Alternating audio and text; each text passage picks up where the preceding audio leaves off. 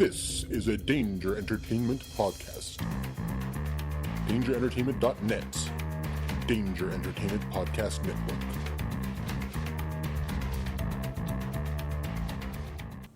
This episode of the History of Bad Ideas is sponsored by the Cincinnati Comic Expo.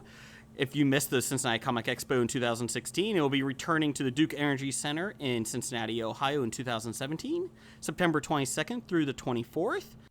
Want to know what you missed out on? Go to the Cincinnati Comic Expo Facebook page, and they have all their panels with Stan Lee, John Barrowman, and many, many others. Also want to know what else you're missing out on? Check out History of Bad Ideas podcast number 143, as we have sit-down interviews with several of the guests at the Cincinnati Comic Expo. Again, September 22nd through the 24th of 2017. Get your tickets at the beginning of the year.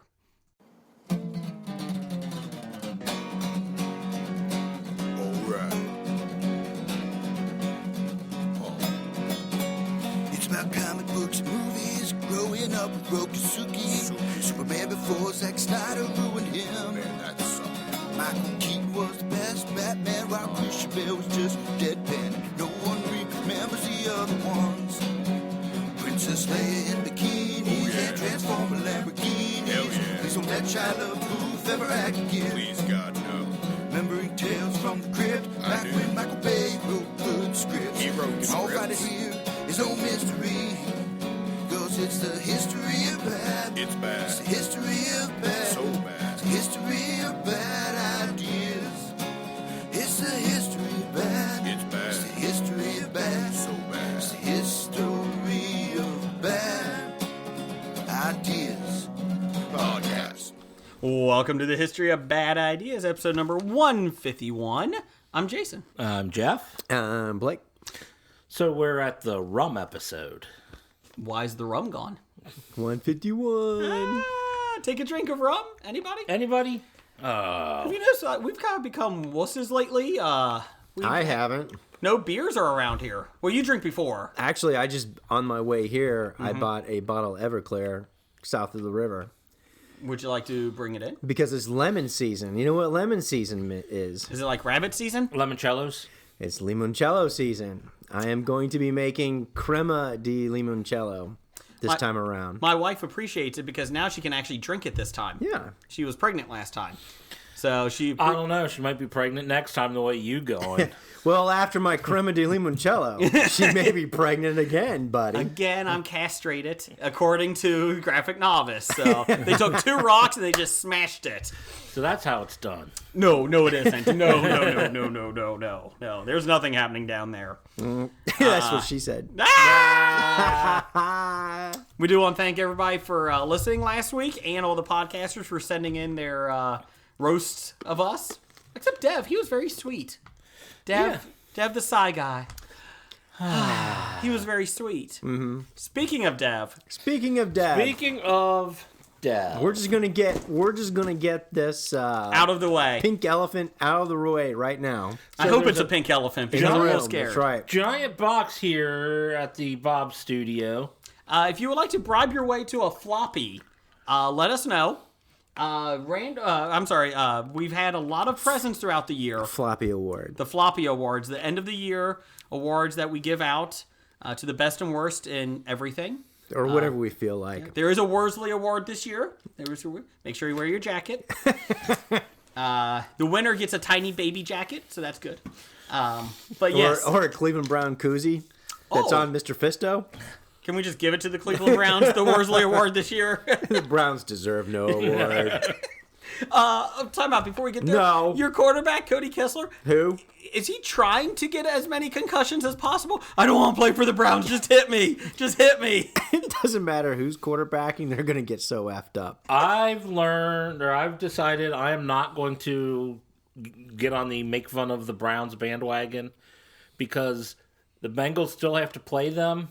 And the shape the Bengals are in right now, there's a very good chance that the Browns will get their only victory of the season. It could happen. AJ Green is coming back. They said today he will be back possibly in 2 to 3 weeks. In theory. When you're already out of it, why bring him back? That's my comment. I was at the Bengals game this week against Buffalo. Oh, Sorry to hear that. And let me just explain. I took my dad for his birthday, And Sorry, Dad. he's a huge Bills fan. So he was ecstatic. Oh, he was happy Yeah. then. Oh, great. Of course, he kept saying, that quarterback of ours is going to get killed, Tyrod Taylor, because he keeps running. He doesn't know how to slide. The one issue, I always go to a football game, at least one or two a year, and then I realize, why am I going? Because we got to see the guy next to my dad. He passed out onto my dad. That's what happens at football games. By the first quarter. Uh-huh. And then he left and didn't come back until the end of the third quarter. So that was nice. Well, that's his fault. And then we saw a Buffalo Bills fan beat the shit out of a Bengals fan a couple rows in front of us. Blood and everything. And he got escorted out with handcuffs. So that was nice. And I'm like, yeah, I'm pretty good not going again. It's probably the Bengals fans' fault. Oh, wow. They are pretty shitty at the stadium. I would agree that Bengals fans are really shitty. There was a lot of Bills fans there, too. And the section we were in... Yeah, because the Bengals suck. So Yeah. But it was funny because Bengals fans sell their tickets. yes, that's how I got mine. Because they suck. Well, here's the Exactly. thing, though. You have a Bills fan and a Bengals fan, and the whole time I kept thinking is, there's no rivalry here. Why are you fighting? You guys were both awful. Bengals fans on game day and tailgates and at the stadium are assholes. And I say this because I have been to Bengals home games and observed Bengals fandom behavior firsthand. And it's not like other NFL venues that I've been to, like the Browns. For example. Well, that's just a factor of sadness. Well, when you're at the Browns, No. though, you're also the home team. Yeah, but I've seen lots of Browns fans. I don't think they are. No, the yeah, other the team home- usually comes in and I will say that I've seen lots of Browns fans boo the opposite team fans, but I've seen a lot of civility that goes with it, as in asking them to offer to join them in the tailgate, having beers with them, the other fans, etc. I have seen that attitude to non-Pittsburgh, non-Baltimore Raven teams. Okay. Now, I have been to Bengals and Browns games, and I have witnessed firsthand Bengals shittydom. I feel like Bengals fans shittydom. I feel like we were very civil during the playoff game this past year. I don't feel like there's any issues. I feel like there's nothing going wrong. Just saying, I feel like it's okay. Yeah, they set a record on arrests in that game, if I'm not mistaken. Okay, moving on. So Dev, he's trying to win a floppy. If this was an English hooligan soccer match, the Bengals would be doing really well They in that would be. regards. Yeah. Still waiting for a guy to ship somebody. So Dev sent me a message and saying, "Hey, the floppy bribe is coming to you. Please do not let your children or your wife open it. I'm serious. Please do not let your children see this." So, Well, based upon Dev's glam pic that we've seen this week on social media, I'm slightly concerned. here we go, Dev. After your 4 pounds of Pez, this is it. We're opening it live on air. We have not seen this. 4 pounds of domestic Pez. We got domestic Pez. Wait, hold on. Oh my God. Lift that one flat back up again. This one? Okay, good. Okay. Here we go. Oh my lord! Ladies and gentlemen, we have, I don't even know how many pounds of Pez that is. What's the shipping label say? Well, it's at least 13, it's 13-pound box. We have at least 12 pounds of Pez. Here you go. Idris Elba's in the house. Oh. Best used by 12/31/18. This is going to be used by 12/31, I will be honest, this year. We also got something else. Tons of domestic Pez. And this is why he told us not to let the kids open it. It's X-Men: The Return of Longshot. I've got that issue. That's not a good sign. Let's see what else we got in here. So we got some comic books. You know what? I'll be honest. 365 Flicks may not be winning it.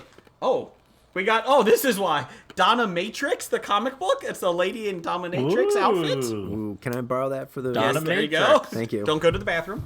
Let's see here. We also got... Oh, hello. Carmella. For adults only, the erotic horror classic of female vampirism. Can I borrow that for the week? No, this is mine. This is mine. Damn you. I see. And I get stuck with the long shot. Yeah, one you that get I long already shot. own. Oh, you like the long shots. There you go. Oh, wait. Smut for all season. Add spice Yeah, to wait a minute. each month. Yeah, We got wait a minute. Treasure Jeff- Cave. Jeff- Pleasure. Pleasure. Jeff- Pleasure Cave. I'll take Jeff the wants Pleasure the Cave. long Then you shot. get the vampires. You're more vampires. Oh, that could be the reason why. Oh, hello. What should we do now? There's a person bending over. Well, I don't know quite what to Hey say now. to that. Oh, Jesus. Hey now. All right. There's in the Hey comic now. book. It's a graphic novel. Yeah, in the comic book Pleasure Cave, there's a lot of stuff going on. I don't know what to say. There's one that says, "Just scoot it on down my chute," is the one line in here. Hey now. All right. Looks like a tight squeeze. Okay. Thank you. Thank you. She's obviously talking about ladders Yes. and slides. Dev, I appreciate you not letting telling me not to let my kids see the Pez because they would eat all of it. So I appreciate that. You know, the scariest thing is long shot. Long shot. The X-Men comic, yeah. Yes. So we appreciate that, Dev. You might be winning. I'm serious. We literally have 12 pounds of Pez on our table now. We're going to put it this way. The gauntlet has been thrown. If you think you can beat that... Oh, wait a minute. I said 20 pounds of Pez before I'd shave, right? Yes, you said 20 pounds. But maybe he's got another package coming. It's got to get here before next week. Technically, he's given us 16 pounds of Pez this year. I said it's got to come all at once, not nickel and dime. You it. do say that. Dev, thank you. We're going to go live here on Facebook to show everybody. But yes, so anybody that wants to send us some floppy bribes, send it on over to us.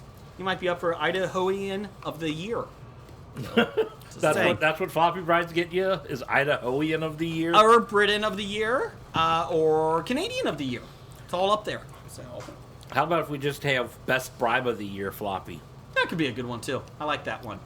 Randall Holt did ask if we could do the Gotham Floppy Award just to make sure Gotham gets a floppy this year for the third year in a row. Mm-hmm. So that could be up there. Could be up there. So anybody? Speaking of Gotham, did you see the latest episode? No. The Naughty Barbara Keene No. with the role play. Oh, now I am going to watch it. That's right. How you doing, Barbara? That's right. With the what's that? What do the jockeys used to hit the horse with? Crop. Crop. Naughty Barbara Keene with the crop. Ooh. With I have the not seen it. Catwoman outfits in the background on the mannequins. Okay. Jeff, have you started watching Gotham? Started? Yeah. Besides the first episode. I think I might be 2 episodes in. Okay. There's like 6 on the DVR. We are going to have to do this before the floppy. Uh huh. We're going to have to get caught up. You're gonna have to get caught up because I know. Naughty Barbara I'm just going to with like, the writer's take a crop was weekend pretty or something and- entertaining. Well, it's Thanksgiving weekend. We could do it. You could do it this weekend. Yeah, there you go. So, anyone got big plans? You guys travel out of state? Well, I know you don't, Jeff. But Blake, you travel out of state? No, I'm probably staying in state. No, okay. No major plans. Is anybody coming to your house? No, Oh, can I come to your house? no, Oh, please. no. I'll bring a PS4 game. Maybe we can. I'll be Play some actually PS4. shopping at 7:30 on Thanksgiving night, so No. I have my spreadsheet already. Don't I'm come excited before about Black noon. Friday. Don't come before noon. 7:30 p.m. I'll be Yeah. shopping. Yeah. So, do you need me to pick you up anything? I'm excited. No. Target, Sears, anybody? Appliances are on sale this year. Lots of good deals. If anybody Well, needs if appliances. you do buy Dishonored 2, I have learned. Did you buy it? No, Okay. I have. I probably won't though. I have learned that you don't have to play the princess. You can play Corvo. Oh. So they've actually geared the storyline along a male storyline and a female storyline. So if you want to go female, you can go female. If you want to go male, you can go male, and the storylines are appropriate as such. What if you want to go transgender? Doesn't exist yet. Oh, stupid game. Well, hold on. If you want to play the female, you can. And No, I pretend want my she's character transgender. on screen to be transgender. You can. It's all in the power of your imagination. Then why do I need a video game? Why Because you have a good imagination. Why leave the house? Dishonored 2 is on sale the day after Thanksgiving. For how much? 45, I think. So 15 $15 off. off. I am going to get Until Dawn. It's the teenagers are stuck in the woods with a serial killer, and it's more role playing. That's $15 the day after Thanksgiving, and I've been wanting it for a while. So I'm pretty excited about that. I wonder if that's the one that that listener Nick Albright had told me about. Until Dawn? Yeah, it sounds like a game he was telling me about. It sounded cool, but since I'm behind on these game systems. Well, the big news is today WWE 2K17. That's good news? Shut up. Oh. 2K17. I love that game. They came out with downloadable content today, and since I bought the season pass, my characters, it's the Legends pack. Sid Justice, Sid Vicious, Tatanka, Greg the Hammer Valentine, Brutus Beefcake, The Barber. Brutus the Barber Beefcake, and he has his big shears too. And Eddie Guerrero came out today, so I'm pretty excited about that. I'm going to be playing that tomorrow night. All right, since you brought it up, WWE, Sorry, what the peasant hell call- went on this past weekend? Survivor Series. Goldberg beat Lesnar in 2 minutes. The idea is, it was actually Lesnar's idea because he To wants... lose that quickly? Yes, because he told Vince McMahon he sees money in the long program with this, and so he's going to come back and they're going to have a rematch at WrestleMania. Unfortunately, Yeah, but still 2 minutes. My He issue- got paid how much for a 2-minute well, they said match? Goldberg got paid pretty big, so we'll see. My issue is that they didn't have a full-time wrestler beat him in 2 minutes. If you're going to do this, build up your future. Have Bray Wyatt, have Seth Rollins, have somebody knock him out in 2 minutes. Instead, you got Goldberg, who's going to be around till WrestleMania, and Instead, that's it. You've got some guy who's, I think, older than me winning. 50 years old is Goldberg. I didn't think he was that old. Yes, even. he's 50 years old. I thought he was like 47. He looks great. But yeah, Maybe he couldn't last beyond 2 minutes. They and that's the said whole thing. his ring rust was pretty bad. They said that he still wasn't ready. And it's like, well, then why did you push him to get ready to, they signed him, and within a month he was wrestling. Obviously, he needed to do some cardio, so give him some time. Yeah. That's the only issue I had with it, is that I'm not a big Goldberg fan anyways, but it's like you're not looking at the long-term thing, business-wise. Yeah, you're going to make money on the short end, but if you had one, like a Bray Wyatt or somebody else, I know you guys don't know who them are, but I younger actually know wrestlers. who Bray Wyatt is. The younger wrestlers, if you had one of them do it, you can build them as a monster for years. Now you got Goldberg. I got a spear. Fuck you. A little bit upset. Sorry, Thanks. I brought it up. That's what she said. We're on nerdly.co.uk. Nerdly's back. Hello, Way Governor. early. Good day, mate. Chaps. Wankers. There you go. They had my Moana movie Moana? review. Moana. Sorry, Moana. What am I saying? Mona. Moana movie review this week on there. I had it on there, and I loved it. I saw it last week, and my son really liked it. It was beautiful. It's very unique, and it was in like the folklore of the Polynesian folklore in that, and it's like I like that they're doing the Polynesian folklore. Like they need to go to different cultures and do that because it was really well done, and the music was good too. Aye, aye, aye.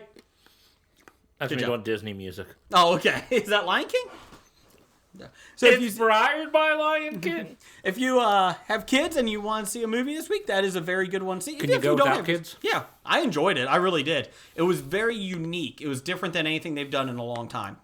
So I gave it a pretty good grade. So you can look that up at Nerdly. So you're not going to let people know what grade you gave it? They have to look it up? Yeah, A-. But I go through all the I detail know. in it. But it's a non-spoiler. So anything with you guys? Blake, you saw a good movie, The 400 or whatever?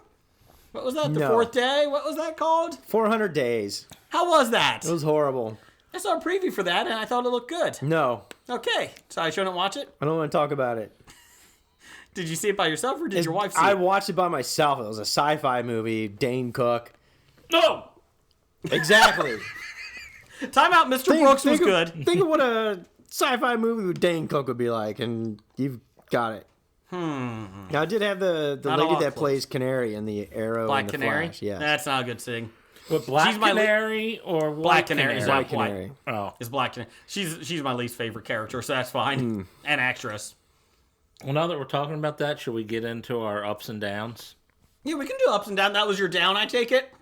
No, that was what you brought Oh, up. okay. And I did, post it for everybody else to suffer by. Mm-hmm. So. I really did. Like, when you posted... Actually, it's more of a warning.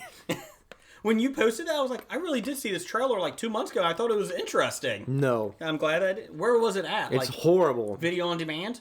Amazon? No, it was on Sci-Fi Channel. Really? Mm-hmm. Wow, that didn't take long. If you just go to imdb.com and read the review that I referenced, did see that, yes. that review is pretty damn funny. And it's spot on. I did see that. Yeah. I did see that. Jeff, you want to do up, down? What's your up? Well, I'll start with my down. Oh, well, fine. Well, no, it's... That way we leave on a good note with Jeff. I've been trying to catch up on my CW superhero shows, and it's feeling like a chore. Which ones? Arrow, Flash. Flash is good. I'm one episode behind. But I'm tired of, we changed the timeline. Something else happens. Yeah. Stop fucking changing the timeline! Well, that's what they're supposed to be doing now, right? No. So they're still changing the timeline even after the beginning of the... What episode are you on? I think I've seen like 3 or 4. Oh, you're fine then. Okay, I don't think they changed it anymore. Oh, okay. Yeah, well, they said they're not going to change it. But it's just like, I do like that. Who's the guy that, the bad guy in the first season? Wally? No. Wally. Harry. Harrison Wells. Yeah, Harrison Wells. I do like how he keeps saying not. Nope, it's not a thing. Not a thing. I enjoy it because I like the characters. I'm hoping it gets better. It's kind of like in this year. Again, we don't need a villain that oversees the whole season. Yeah. I don't need that again. And Arrow is, I think, even worse than Flash. Really? Yeah. I'm 2 episodes behind on Arrow.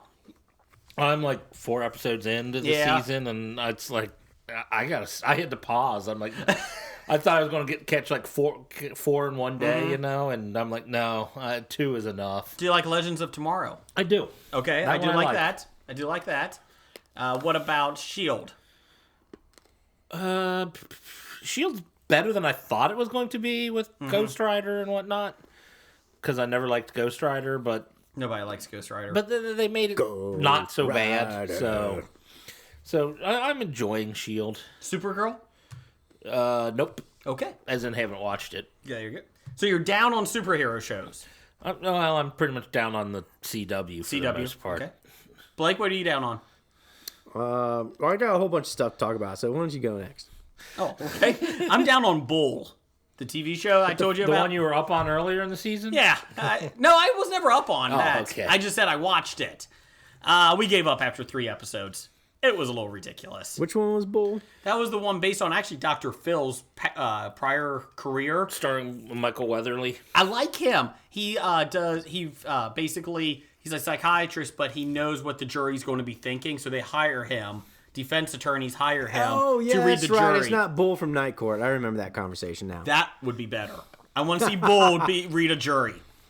It's not good. Go from bailiff to attorney No, psychiatrist. to psychiatrist and John, what's his name? Lithgow. Not Lithgow. John, the attorney from Night Court. Yes, I know. Actually, him now is a judge. Yeah, I was going to say Leguizamo, and I was like, no. No. Larroquette. John Larroquette. He How could be many the judge. Johns we can go through? John? That didn't sound right either. Wait a minute. Let's not do that one. How many Johns can we go through? Yeah, we gave up on Bull. I'm done. That's what the prostitute said. What are you down on? What's 8 things? I'm done on Blue Moon. Blue Moon. The beer? The beer? beer. I Okay. realize now for several years I've been drinking a lie. Why is that? Lie. Because Blue Moon had a commercial. Just one? Yeah. Okay. And at the end it said, made in something, whatever, Colorado. Mm-hmm. And I said, that sounds like Coors. Yeah. I'm going to be upset. So I had to do some fact checking, which a lot of people don't do these days on Facebook. Coors owns Blue Moon. I did a lot of fact checking, and Blue Moon passes itself off as a craft beer, but is actually a Miller's Coors product. There's a lot of them are like that. And I'm really pissed. But most of them I know about, Blue Moon apparently has been able to hide this fact for several years. Don't know how you hid itself from you. I've done that. They've hid it because they've passed itself off as a craft brewery because they never claimed to be Miller's Coors. No. And if you look at their product on the half the boxes things and everything Miller else, Coors owns no, don't. it's not. It's not. Go look. The fuck on with me. So everything Kugel makes is owned by Miller Coors. Everything Goose Island makes is owned by Miller Coors. He said goose. I mean, this was was disturbing information to me because none of the Blue Moon stuff you could actually pick out. You actually had to go and look up and do the fact checking because when it comes to their product, they claim to be independent, but in reality, they are, of course, a Miller's Coors. They just claim beer. to be a brand that's there. They never said they So are not I owned like by Blue somebody. Moon, Good and news. I guess I'll continue to drink it. Fuck it. Way to stick to your conviction. After all that, damn it. I would say the up this week is that we are now sponsored by Coors. Just wanted to let you know that Coors is our biggest sponsor now. Well done, Blake. Not anymore. Oh, no lost. Oh, another up though. I do have. You're up. Oh, you have an up. Curse of Oak Island has returned. Oh, I'm so glad. Did they find the treasure? no! Really? I really thought they would find the treasure. Actually, the first episode of this season, I think this is probably the last season because they basically come out and say we're going for broke. And they've got a lot of big money thrown in it, this season, which is why I was asking. It's like, it's been like 4 or 5 seasons. Haven't they been cashing in on this History Channel How can shit? you still find you this still find- interesting? It is interesting. I am dead serious. Okay. I mean, they're tying in a lot of old Templar stuff, and some of the loonies that have come forth, for the theories are pretty loony, but some of them actually are kind of cool and make sense. And when they go and they start pointing stuff out, it's like, wow, that really could be. The fact is, there's something on the island. It's been used for something because it has been constructed in the past. They've found coconut, fucking coconut shell, whatever, hay, or whatever the hell it is. That stuff is not indigenous to Nova Scotia. Is it an African Are they- swallow or no, a European swallow? Caribbean swallow. Oh, okay, my bad. Stuff that's there. Obviously, sometime in the past, somebody's been there. They've done something there, and I think they're going to find out what it is. It may not be the, wonderful treasure trove that it was, but ultimately, it's going to be something. It just reminded me of something I read today, where a guy goes, "Anytime I go to another country, I take a handful of rocks and stuff so I can just drop it in there and confuse the hell out of the paleontologists of the future." Yeah. But you sure your island isn't the reality's TV producers? Yeah, we're just gonna put this in there. Don't worry about that. This Well, coconut. I hope not. I would like to rely on the authenticity, and these guys have been, Rely on the authenticity of reality I would like TV. to rely on the authenticity of the actual the Paris premise Hilton of the Simple show. Life was pretty authentic. Yeah. but here's a good thing about history, right? Uh-huh. Written always changing. history's It only always been repeats around. itself. Exactly. Written history's only been around for a short period Mm-hmm. of time in human, Yes. as far as our time on Human this earth. existence. Human existence. If you go back to some of the guys that traveled with Alexander the Great, because we talked a little bit about this last week, to Alexander the Great, some of the Greeks that were documenting his travels and stuff. There's episodes in there in their travels where they're going through deserts, right? And coming across ancient dead cities that they describe. And they try and describe, what these cities look like and all this kind of stuff. And the fact is, the world's so big and our age is so old that there could have been other, historical cities, civilizations that we may not know about in small little pockets around the world, which we'll never fully understand. So you look at a lot of the early thousands, the late 900s, the early thousands of humankind, where now they're saying, hey, we think the Norse, Eric the Red, Norse had actually been there to Greenland. I mean, there's no documented history of, hey, we went here, but they're now starting to think that there may have been settlements. So the possibility that there may have been more things going on in our history that we're not aware of really intrigue me. Like Atlantis. And so I would like to buy into the concept that, based upon what they documented with the island, what they know has been dug out as like canals and chutes and artificially created lagoon, the imported coconut fibers that act as a barrier to some of these flood wall gate things in there. Okay. I would like to think that there's something there that they're going to uncover this year based upon the authenticity of the show and the island these two brothers, basically have sunk their life savings into. Would like to see something legitimate come out of it, and I think that would be really cool. So over under, they're going to find as much stuff as they found at Al Capone's vault. I'm going to say equal. Equal? Yeah. So a couple Is of bricks Geraldo and a going to be bottle. there? I hope so. Ooh. That would be good. He really went uphill since then. Yes. Yeah, He got exactly. his nose broke in a Fight. clan fight. Do you feel Atlantis is real then? I would like to think that Atlantis is probably based upon an actual City? city or civilization that That- could have been sunk during an earthquake or volcanic explosion. Do you believe in Pompeii? But when they talk about no, of You course. mean the terrible movie? yes, the terrible I don't movie. believe in the movie, but I've been to the site. I've been to the Okay. archaeological site a couple Okay. times. No, but I would like to believe that Knossos or Atlantis may have been an actual city, possibly. I think it's got to be, in the right? Mycenaean. They look probably in the Mycenaean period, right? And it may not have been super technological, like that people like to fantasize in Correct. as like alien spaceship.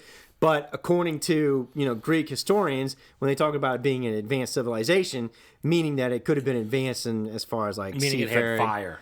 archaeology, and all that other kind Yeah. of stuff. Yeah, exactly. Weaponry and that. And education. In education, exactly. No, I think Atlantis has to be out there. I think it's got to be a city that fell into the ocean because of an earthquake or something. Yeah. Well, I think- there's all kinds of things that we don't have explanations for yet.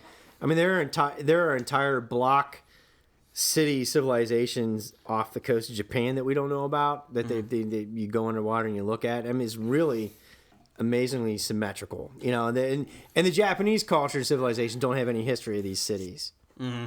So. And there's even Amelia Earhart. We were talking to my son about that because there was something on TV about it, and my son was interested. They think they may have located where... That's what we were talking Yes. about. There's so many little islands down there. Thousands. Yeah, that they've never seen. They think they may have even survived. She may have even survived for a little bit. You know what I heard? Though, What did you when hear? they were looking at those islands, they found the wreck of the SS Minnow.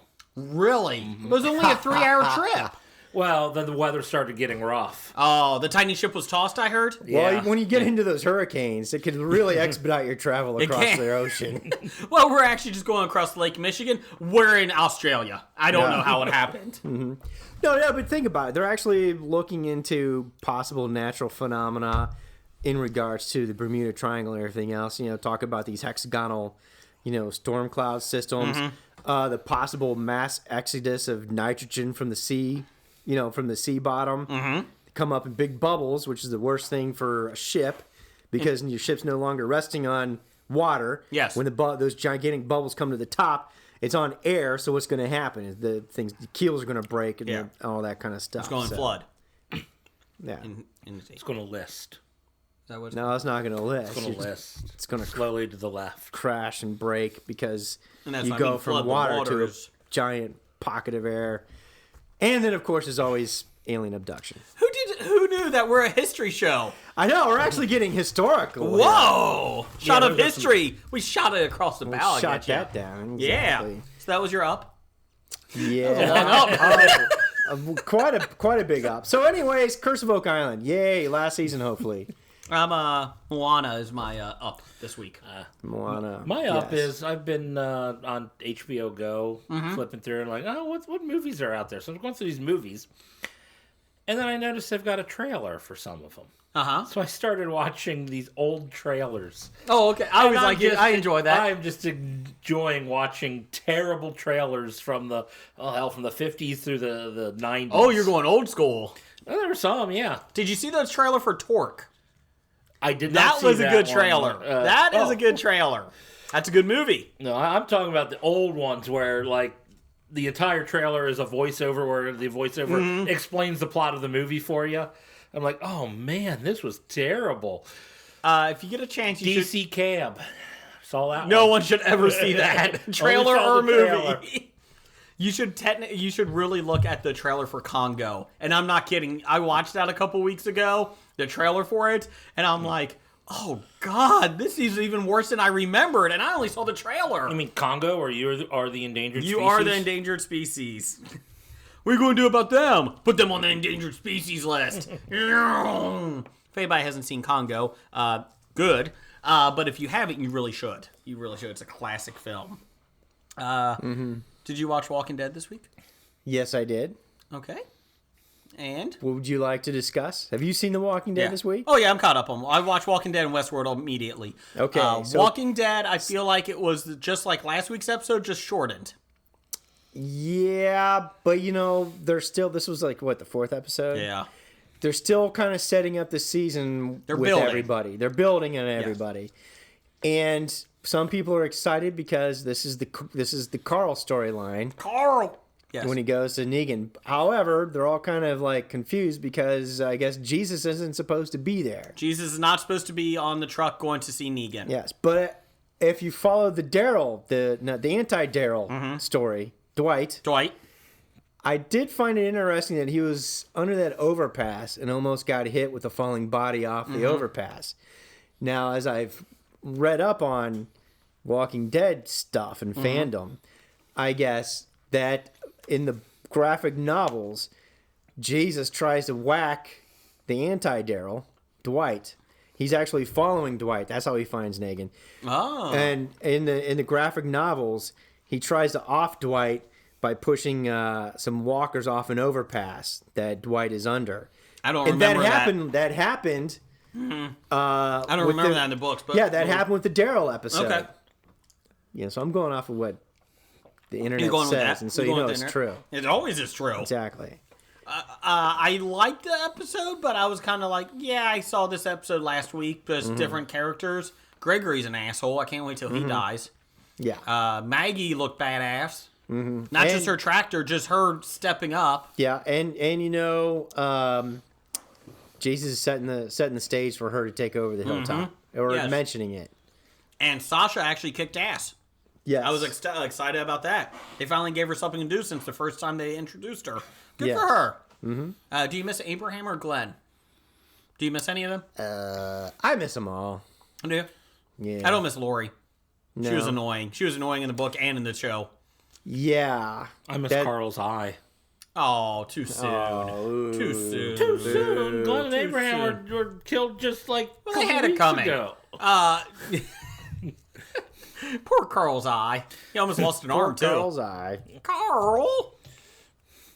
Jeff, you caught up yet? Nope. Okay, good. Still 6.5 seasons behind. Well, let's talk about Westworld then. Something you are caught up on. I am caught up on Westworld. And I will say, I'm going to start spearheading the campaign for Get Thandie Newton an Emmy right here and now. Is that, is she Maeve? Yeah. She's good. She's good. They have dubbed her online as Puffy Nips. Puffy Nips. Wow. Yeah. Way to take an Yes. intricate, developed character and put it all the way down to her I was nipples. reading an article, and then I was looking at the reader response, listener, or the responses from the people reading. Comments. Never do that. Never read Well, no, comments. Never- Westworld never is not dumb bad. size yourself. Westworld is good because it gives different theories. Everybody's been pretty nice. Well, then these assholes started going Puffy Nips. I'm like, what the fuck are they talking about? And I'm like, oh, you've lowered it to Puffy Nips is now Maeve? Thank you. That's wonderful. You do realize everybody is naked on this show almost. Almost. Yes. I did see the funny meme is Westworld has changed the view of how everybody sees naked people sitting on stools. Yes, that is true. That is true. I don't want any of us to sit naked on a stool ever. No. I don't feel like that's comfortable. Never in this podcast. Sorry, Jeff. I interrupted about Puffy Does that Nips. mean Dev isn't allowed on? Because I think it's the only time He always is naked. He's always naked when he Unless podcasts. Dev is here, then maybe we'll make an exception. Fumigating that seat. Anyways, so did you like this episode? Yeah. So you want to talk more about Maeve? Because I've got a new thing about Maeve. Go ahead. All right. So before we start talking about the latest episode. Mm-hmm. All right. So the old lady started watching it. She finished The Crown How was it? without me. Queen Elizabeth still alive? Yes. Okay, good. I didn't know. And so she's like, well, let's watch something else. So I said, well, why don't you get into Westworld? So after this most recent episode, last night we went and rewatched I rewatched 1 and 2 with her, 1 and 2. And something was interesting that I caught. There's a couple of things I caught we can talk about a little bit next. Okay. But about Maeve. I'm not sure Maeve's storyline is... I don't know what the deal is with the concurrency of where it's at. You don't think? The Man in Black, Which you found out a lot about him this week. yes, goes in. And his experience with... He's talking about killing a woman and a child, and it turns Yes. out he's talking about Maeve. Yes. Takes a knife and sticks her. Yes. Maeve's first wake up is in the lower left abdomen where she got knifed by the Man in Black. Yes. That could throw off some timelines. Because she also got shot in the same area. Yes. My thought was, is that what made her awake and then she started going on this journey? That's my thought. Well, it's after, obviously, it's after, well, see, we don't know. That's the whole damn problem. We don't know if the hosts have gone through this before and with Arnold, etc. And when they keep talking about the incident, this could have been the incident that they were all talking about before. Or it could be all tied to the incident they were all talking about before. Okay. So maybe these awakenings have happened before. The and Man they in put Black the kibosh on killing Maeve is part of the incident that happened before? Or is that what you're saying? I'm saying Maeve could have... You don't know Maeve's storyline. We don't know her timeline. We know it deals with the pot in the present.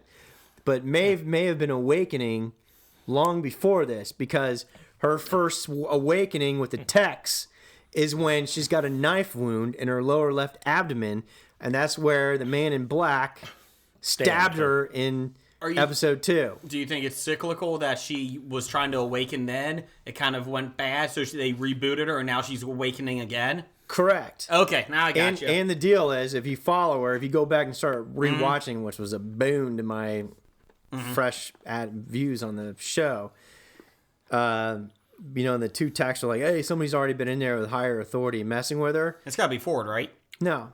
Who do you think? It was other Arnold? programmers when Maeve first started failing I in her gotcha. seduction routine. Okay. They made her aggressive, right? Oh, yeah. in And the then first or second Elise, episode. remember, she, Maeve was due for shutdown, and Elise messed with her settings as well and put her back into production. Yeah. Okay. That's an interesting little thing. You may not be wrong on that. I kept hearing that Maeve is being the reason why she's getting away with so much is because Ford's pulling the strings and he's trying to bring the revolt around with her because she's building an army.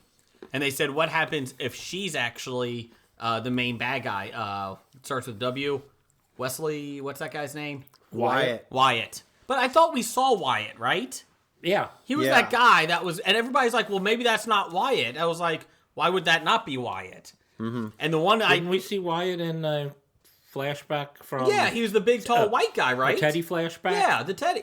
Unless he's not, maybe he was just a... in Teddy's memory, that's what Wyatt Correct. looks like. And the But- one idea was maybe it is Maeve, and how great would that be if she's Wyatt and the Man in Black is going to get killed by her because he killed her daughter.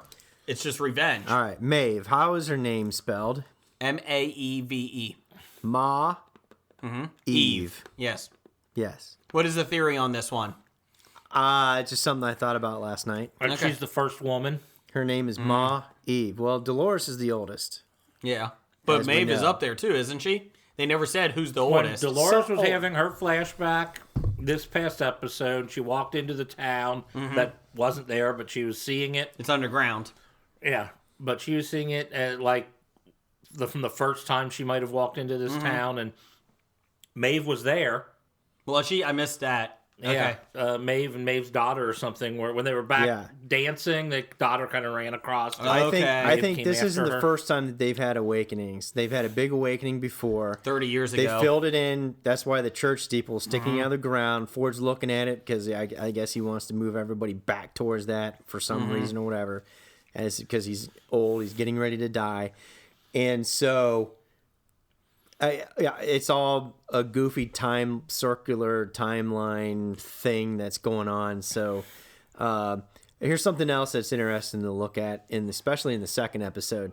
The bartender in the saloon is a different bartender each and every time. Really? Yes. I didn't notice that. I was knew like- it was at least 2 different bartenders. I think just there's thought that's 3 what or it 4 was. actually. I It's did like pretty this funny. episode when she rebooted him, or Yeah. like changed story. Like it was, I guess it was CGI, but just the facial expression was really cool. Yeah. How he moved it and that. And I love that Maeve was doing the changing things That's around. just walking around, just giving Yes. narratives, new narratives Deputies to everybody. decided to play a game of draw with each other. Yeah. Boom. That was really cool, but going back into looking at that, it's pretty wild. All right, so I'll go ahead and I'll talk about the next thing with Dolores. Right? Okay, go ahead. In episode 2, Dolores, we know it's in the modern time because her dad faults, and he tells her something, and she's talking. And episode 2 is very important because it's Luke Hemsworth that's originally talking to her, asking her situational questions, and then it's him again at the end. Okay. And then in between, it's Bernard that's talking to her in the little special one-on-one sessions, right? The Dolores Dolores may be existing in several timelines. I'm not disagreeing with that. There's the one with William, right? And I think at the end of 2, she's in the timeline that's in the modern that would sync with Maeve because it's all the same thing. And I'm thinking the gun she finds at the end of 2 Yes, that's buried. may be post-William episode. Oh, I figured it was post-William. Yes. I thought that was post-William. So she goes out, and so then her episode goes. Then we're seeing the flashbacks with her with William. So she's got the gun, right? Mm-hmm. She's woken up again, I think, or she's waking up again. She's hiding it, and she goes walking out. Wakes up in the middle of the night. She goes walking out, and she stops, and she tells herself, "Here," and looks down, and she uncovers the gun. She unburies it, yeah. Yeah, so that could be the gun for the first time when, back with the old William timeline 30 years ago. I would not be surprised by that. Because Ford's talking about the reveries and this happened in the past, Arnold, and how when they started remembering the memories, it started making them, quote unquote, go crazy, right? Because they're artificial intelligence. Correct. They can't discern the fact that it was a happening once in the past kind of deal. And you're starting to see that take place with Dolores. Because Dolores is realizing she's from a different time. There's a different storyline with her, with when Maeve was a mom with the kid going back, and she's like, "This is the exit. This is here. We're here," and she's there, and she's reliving the memory, but she can't discern the fact that it's a memory because she's artificial intelligence. And she it's can't all- divide the fact, and it's replaying again. She can't tell the difference between memory and reality. And here you thought you had some great fucking outbreak, some great breakthrough, and it turns out no, it's not. It's just nothing. The one idea is And that... William is there, and he's like, "Yeah, okay," and then he's like, and he's starting to pick it up, and then Ford's having the conversation with Bernard before he's going to go wipe him. He's like, and he mentions this has happened in the past. They start trying to chase down their old memories because they don't understand that it's actually something in the past, and they think it's something that's current because they can't discern it. And he said it talked about it, it drove them crazy. So this has all happened before in the past, and I think Ford's making it happen again for some reason. I think... And Bernard is the one that got Elise, as you see in the quick flashback. And I think Bernard realizes it because he stops and he asks, he's like, who else have you had me do? And Ford's like, nobody. But then, boom, Bernard realizes he's the one that put the sleeper hold or choke hold on Elise from behind. don't know if when she she's was calling. dead. We don't know if she's dead. Which brings the importance, if you go back to episode 2. Wasn't she on the phone with Bernard? When Well, she here's was the thing, kidnapped? though. They said that she was on the phone and hung up. Oh, okay. They said you can't trust any of the host timelines now. Yeah. So Yeah. it could have been earlier in the evening. he goes over there, chokes her, have a good day. Because in Bernard's mind, it was recent, but you don't know the timelines now. That's correct. And the fact that Bernard is having illegal conversations with Dolores. Yes. So maybe Bernard knows more than what he's letting on. I think he's the... In the backdrop of these conversations with Dolores, hey, you better get back before people realize you're missing. And these are always at night, apparently, which would make sense, right? This is reset storyline. They're in the fish tank, and it's not in a fish tank that they use for regular programming. It's in a fish tank with the walls and everything that look like the backdrop of Ford's cabin. And Bernard may be meeting her there in the cabin. Okay. But we don't know when that's happening. It could be happening after Ford resets them. But basically, this whole storyline is so screwed up because nothing's in sequential order, and that's what makes it intriguing, but also very confusing. I think they're doing that on purpose to make you feel like a host. Yes, which is great. It's genius. Yeah, like it's Memento. I'm gonna guess that the Bernard Dolores questions are probably the latest in the timeline. It's got to be after Past Teresa everything. dies because Bernard didn't know that door was there until Teresa showed him. It's correct. So it's got to be, I agree with you. I think it does have to be that. There is one idea that Ford, who was his partner? Arnold. They said, the one rumor going around, I kind of like this idea, is that his subconscious is actually being passed on. His metallic is being passed on from host to host. That was Arnold's punishment for Ford because Ford was, going against him in that. So he traps him. And when he's building that little robot, the new robot design in his cabin, it could be a new body that he's going to transfer himself into. Yeah, obviously it's not a new Teresa like I thought it would be. Or could he be making another Bernard? Who knows? Because there was there was a scene where it looked like Bernard. Army? No, there was a scene in there that looked like it was a naked Bernard on a table sitting up, swinging his legs over the table and saying, in the next episode thing. Or that could be back to Bernard's origin story. I mean, apparently, it's all fucked up. That's all there is to it. And it's intriguing, but the storylines, it's like Joseph Heller's Catch-22. Did you guys ever read Catch-22? Catch-22 is a spiral. Think of a spiral for the actual storyline, and then a horizontal line that goes through. Okay. And every revolution on that spiral storyline, you're reading, and you got to piece together the actual timeline. Okay. So it's kind of like this. That is pretty much TV Westworld. series. This is which is exactly the same storyline with Westworld. I thought this was my least favorite episode. And I still liked it a lot. Yeah. I did get we just got messaged. Neil is going to be coming on our show here in a couple minutes from Dark Angels and Prepare Pretty for glitter. Freaks. Neil Saxerago? Yes. So any last quick thoughts on Westworld here? Let's see. Watch it. Burn, Dolores, William, Man in Black. Oh, William is the Man in Black. I'm convinced. Yes, he is. Because the duck that Wyatt left, the female, Man in Black says, "Oh, so you're recycled. Ford would never let a good like what do you say, like a good piece of ass go to waste." She is the original host that meets William on his first trip. When she dresses him, basically. No, when he's dressed as William. Yes. She is the host that meets William off his train into not train, but the junction. The junction into Westworld where he's preparing her. She is the host that says, here's everything your size, here's whatever. And he's like, "Are you real?" And she's like, "Does it matter?" She's like, I can stay here. That is the same host that the Man in Black finds. That the Man in Black find, that Man in Black and Teddy find.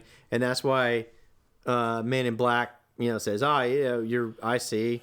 The pretty face. Your pretty face. They wouldn't let your fine piece of ass go to waste or whatever it was. Because she was the original greeter to Westworld that William met. I think Men in Black, Will Smith, the Man in Black, I think, is realizing that he's in way over his head now. He's starting to realize, oh shit. Well, think? There's actually a challenge coming up now. So could Wyatt, with his revelation, and Wyatt's followers that Teddy talks about, could they be the group of hosts that have become self-aware? I think so. And Ford's allowing it to happen and trying to disguise it as a storyline, which he gives that dummy storyline to the writer. Because the writer says, yeah, I'm doing this, and this is my story, and this is the whatever. Well, obviously, You've got busy work. At first, Teresa's like, yeah, you got busy work. It's not right. And then the board lady talks to him later, and she's like, you know. Did you see the picture of the Minotaur in the Yeah, background? the Minotaur guy in the background But is there. Yeah. when the Minotaur guy comes to the Man in Black, who always protects the front of the maze? The Minotaur. He's going into right. he's going into the maze area. Minotaur in the maze. Yeah. Ooh. As soon as Jason, you'd be a great player in Dungeons and Dragons. You just don't as soon as realize I saw, it. I'm serious. As soon as I saw the Minotaur, I was like, Yeah. "Oh, he protects the maze." That's right. Okay, now I got it. Okay. All right, so we caught up on Westworld. So Hey, let's get into our show. Could Wyatt actually be Arnold? Oh, I think it is. I think it's something similar. Yeah. Yeah. I think Artificial it's Arnold. Yeah, I think it's artificial. There you go. Could be. Hey there, Hobie. I'm Sean. I'm Ian. And we just wanted to wish you guys a happy 150th episode.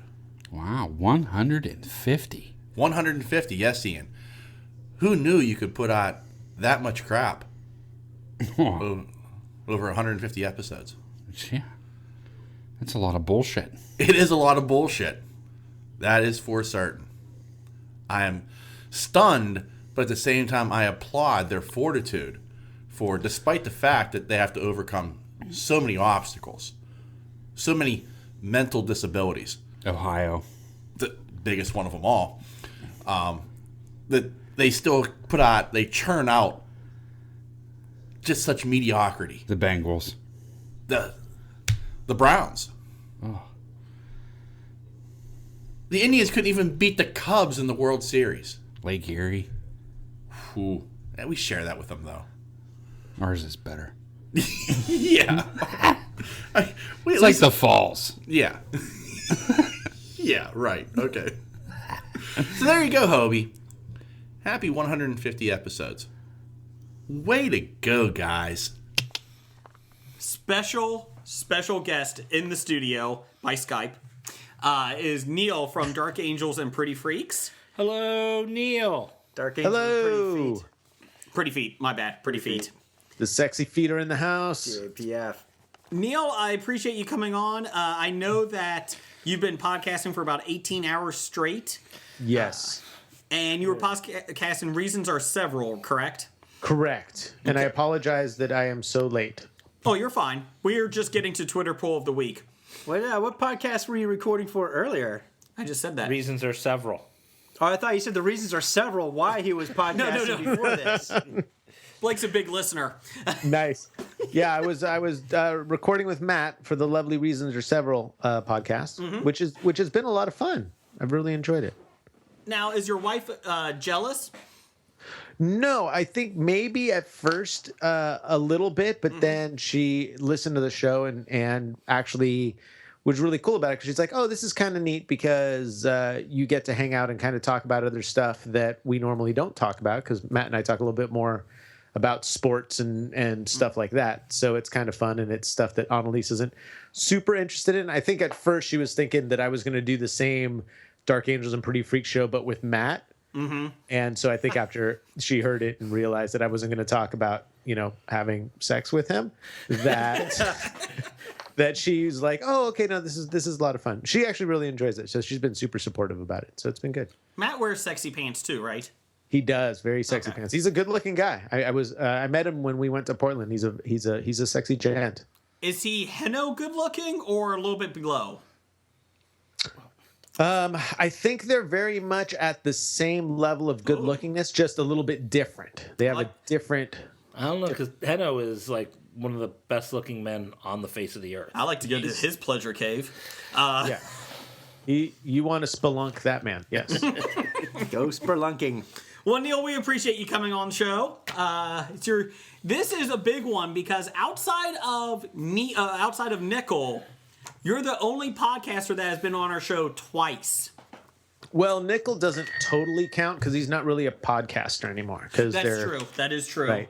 And a big difference too is that you guys need to thank me for all your success. So there's that. We do actually have to thank you for that. That is a big part of us. We would not be here without you. Right. And know, now that I'm on the show, I do want to say though, congratulations on 150 episodes and on all your success, because you guys do a great job, and I'm a big fan, and it is fun to see and listen to you guys over 150 shows and kind of how the show has progressed, but at the same time, you guys have really stayed true to exactly who you are, and that's and awesome. gotten worse. I thought you were going to say how we've digressed. And how the show has just kind of gone downhill.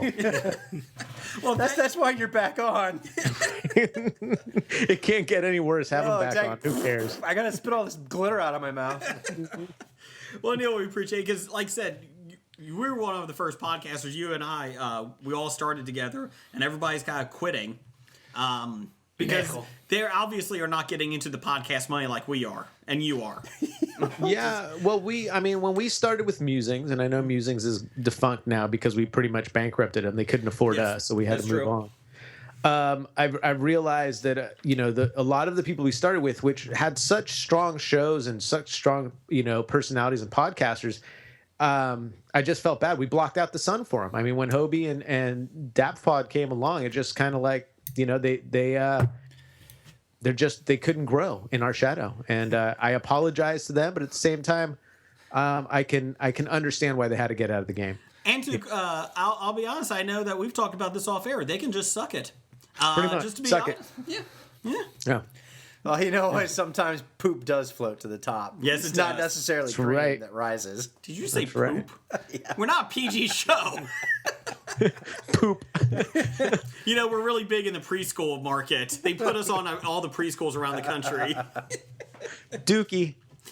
Well, Neil, you're on Dark Angels Pretty Freaks with your lovely wife. You guys are coming to the Cincinnati Comic Expo in September. I can't confirm that, but we're going to say you are. Sure. Sure. Can you tell us what Wait, they're going to get a free table. We'll still have to pay for ours. How good would that be? There's a free table next to you with our names, but we just don't show up. But you guys just know that we didn't have to pay for it. Assholes. So, could you tell us what your weather is? The weather report. It's actually cold. Well, for us, it's cold. It's 49 degrees, but clear and dark. And you're in Napa Valley. Napa Valley, California. Yeah, 49. You know what? Here in Cincinnati, on the outskirts, we're 36 degrees. That's not too bad for you guys right now, is it? Hey. It's not optimal. I mean, we're getting close to freezing. Oh, it's optimal, Neil. I'm with you. I love this weather. Bring it. No, hate it. Bring it on. Hate it. So, Neil, you're going to sit with us because last episode that you were on basically went through all of our history. So this time you're just basically going to sit with us. Sounds good. I'm sorry about that. No, I'm in. I like it. This is the first time that you're listening to Neil from Dark Angels and Pretty Feet on the podcast. They can go back and listen to episode number 140. I will get you that. Our number. publicist is right on this, Neil. Fire your assistant. Damn interns. I think it was episode. It was only probably 20 episodes ago. I feel like that. Yeah, moving on. Sure. Well, Neil, you're on. It's good timing because we're doing our Twitter poll of the week. Poll of the week. Feel your enthusiasm. I like that. That's our intro. Yeah. We can't afford outros. We only have intros. In honor of Neil stopping by Hobie this week. Be careful, otherwise Henna was going to write you a song about it. Please. Please. You know what? And we wished Jax a happy birthday last week. I'm waiting for our new song. Right? All I'm saying is that he's going to win Floppy of the Year if he writes a song because Dr. Bednar has been slacking. I'll be honest. Let's see here. What classification of glitter does Neil fall into? Neil is a very glistening one, and he wears glitter. So, in last place, let's see, fourth place, 12%, the Miley Cyrus range. So that's good. All You're right. not Miley. Okay. All right. 13. I didn't know Miley Cyrus had glitter. I didn't either until I Googled glitter, and then she showed up. Those are the first 4 things that popped up on This your is our Google scientific poll. How did pink not show up? Oh shit! Well, you do have number 2, the 13%. Stop it. Isn't that close enough? I like pink. I like pink too. 13% stripper. Oh, The stripper nice. range. Stripper glitter. Do you smell like a stripper though? I always felt like they smelled good. I could never figure out that perfume. Perfume and rouge. I think it was desperation, but Do I'm you not have sure. extra rouge on your Baby chest tonight? powder and rose petals. Is it? Antiseptic and semen? No, we're talking strippers, not hooers. Oh, sorry. That's next. 25% is glitter whore. Yeah, that's the one I liked. But 50%, number one, you got a lot of votes on this one, was 50% in the first place. You're in the category of drag queen. You can't fault people for voting that way. You really can't. You can't. Drag queen glitter. Let's see here. We also, we can actually get into our listener feedback. Wait a minute. We actually are getting into our show. Blake, this is all you. Oh, wow. But you don't have a question from Doug. I do. I do. It's just right here. Yeah, that's what last week's I question. know. I from was going to Doug. say. We answered that question. I was going to read it again anyways. Just put it on the monitor. He'll say anything. Fuck you, San Diego.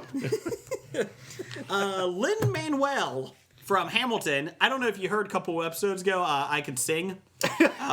Hamilton, straight up. Can't.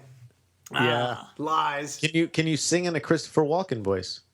Oh. He can't sing in a Jason Brigger voice.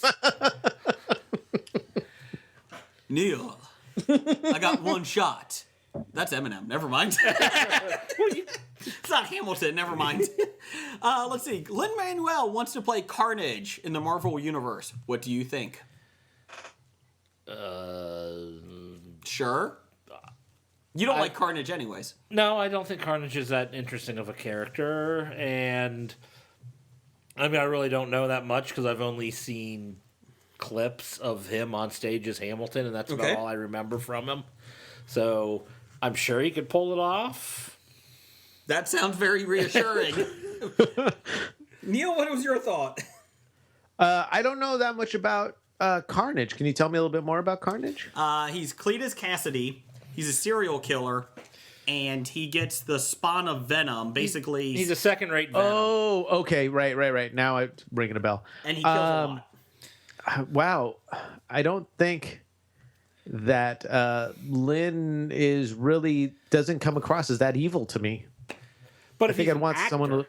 good actor can pull it off. That's true. I mean, Tom Cruise did pull off Vampire Lestat, so let's give him that. And he did pull off Nicole Kidman. No, he was pulled off true. of Nicole Kidman. My bad. Same thing. No, I think for that character, I'd rather. I mean, could he do it? I guess. I'm going with Jeff on this. This is all very reassuring. Yeah. Morel, go for it. It's nothing against him. I think I'd like to see somebody else do it. Anybody? Oh, sorry. Yeah. Anybody else? According to Trump, Lin-Manuel is pretty evil. Good point. I want an apology. Let's see. Go ahead, Blake. You got next. Thanks, Doug, for that question. Down the hall. Down the hall. Soapbox. I did like that impersonation though. That was solid. So on. Thank you. Sounded just like Trump. All right. So next, following Doug. Doug was the number one fan. Yes. Can't give yourself a nickname. So we're on Angela now. Yes. We're moving on. I'm saying yes. So our next question comes from just Angela. Mm-hmm. She says, "Are you excited for Queen Latifah's new show?" I know nothing about Queen Latifah's new show. Is this a new interview show? Or is she going to be an actress? I have no idea. Yeah, I don't know either. I haven't heard anything about this. Jason? I don't know, and I refuse to know because I cannot stand Queen Latifah because of bringing down the house. Okay, that was a terrible movie, but she was good in Chicago. I saw Taxi with her. Oh, that was terrible. Yeah, you want to keep going? And Chicago's awful too. No, Chicago was good. Hate Chicago. I'm sorry you feel that Not way. the city, just this musical. I hate the damn city. Those Chicagoans Damn and their Cubs. pizza. It's not like Damn the it's Cubs. not like your hometown baseball team lost to them in the World Series, though, Neil. Sorry. I know. I was rooting for you guys. Apparently not enough. Right? Apparently not enough. So you were a fan of Queen Latifah when she was on, was that Living Single? Oh You were a yeah, I fan of love that Living one. Single. So, yeah, Love Living see? Single. Oh, there As you long go. as it's not a talk show, I'm fine with Queen Latifah getting a show. So Angela, there's 4 people that said no, they're not excited for it. Well, I didn't say I wasn't excited. Okay, go I ahead. just said I didn't know there was something coming out. You're wearing a tracksuit that Queen Latifah wears a lot too, so I'm sure you are pretty close to her. You know, she and I are like this. Like tight, pretty tight. Right.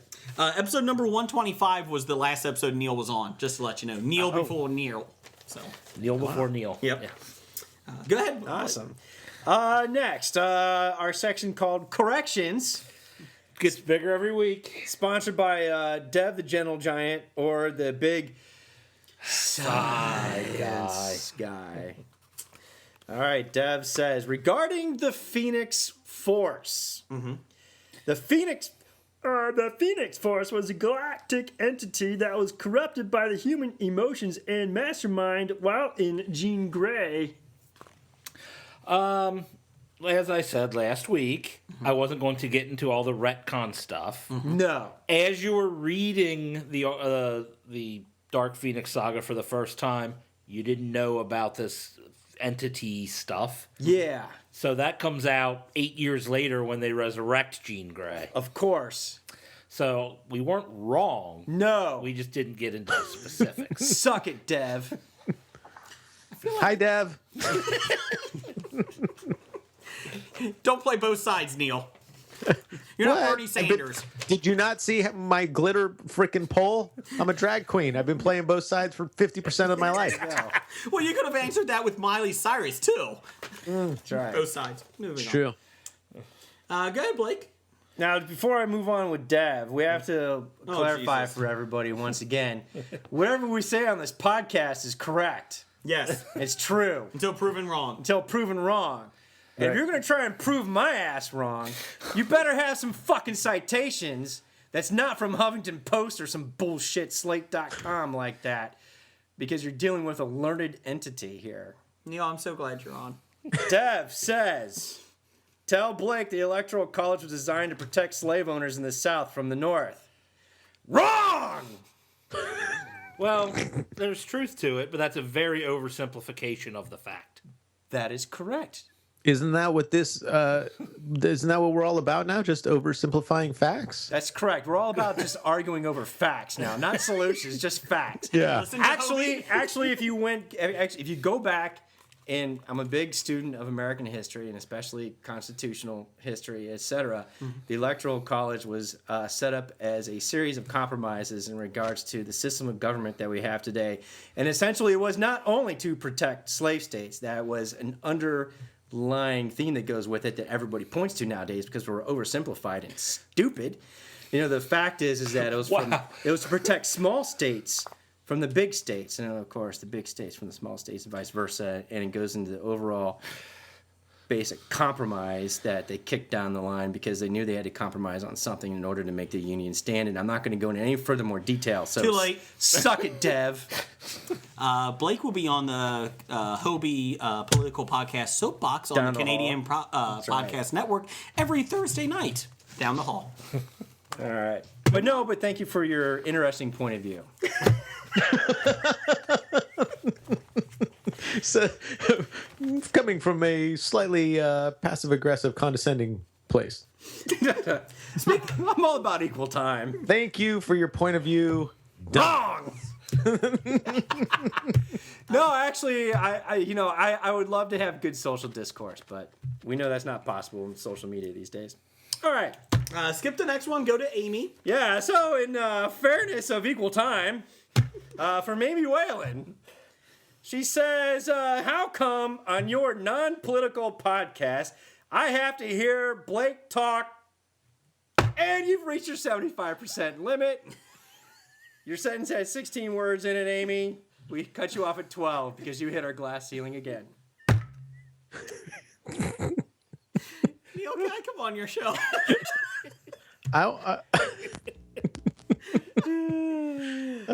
Please send your complaints to Blake at Graphic Novice. Well, you have to hear Blake talk because he's a co-host. And he does listener feedback. We should maybe switch up these categories. Actually, But- we were very concerned for Amy's well-being, mental well-being, the past couple weeks. It can be argued that the Electoral College can be discussed in a non-political way, though. It can just be discussed as what it is. I mean, it's being discussed in this election depending on what side you fall and your beliefs, but you can just talk about it as you can talk about anything. We can talk about football without having any stakes in the game whatsoever. So you can have a non-political discussion about Electoral College. So maybe Amy's being a little oversensitive because of the outcome of the election. I'm just saying. Blake has talked about the NFL without any recourse to it either. He's been a Browns fan for years. Blake doesn't care about NFL who wins or loses. It's all right, Blake. One day they'll win. Yeah, One day. Hugh Jackson's going to get that first victory as a Browns coach. possibly. Probably You guys- against the Bengals. But You guys will get Johnny is this- Manziel what is back. this Don't worry about it. What is this utopic universe you are discussing about, Neil? We're not familiar with this. Yeah, I know, but in my head, these discussions can No, happen. I've actually had, I of course take the extreme just to be more entertaining than than just a normal yes, why yes, okay, yes, okay. It's a lot more fun to blow things out of proportion. Really? Yes. You do that, Blake? No. I didn't. No way. Quit your lying. Randall Holt actually has a different question than the one on the outline. We're blowing things up right now. Blown it up Just for Neil. At Bad Ideas Podcast at Hobie Pod. In spirit of Christmas, what glistens more treetops? Or angels? What glistens more? Treetops or Angels Freak 7? That would be Neil. That's Neil. You're not on Twitter, Blake. What glistens more, treetops or Neil? So maybe RJ Holt needs to learn punctuation. Oh wait, this is Twitter. This is Twitter. There's no such Sorry. thing as punctuation.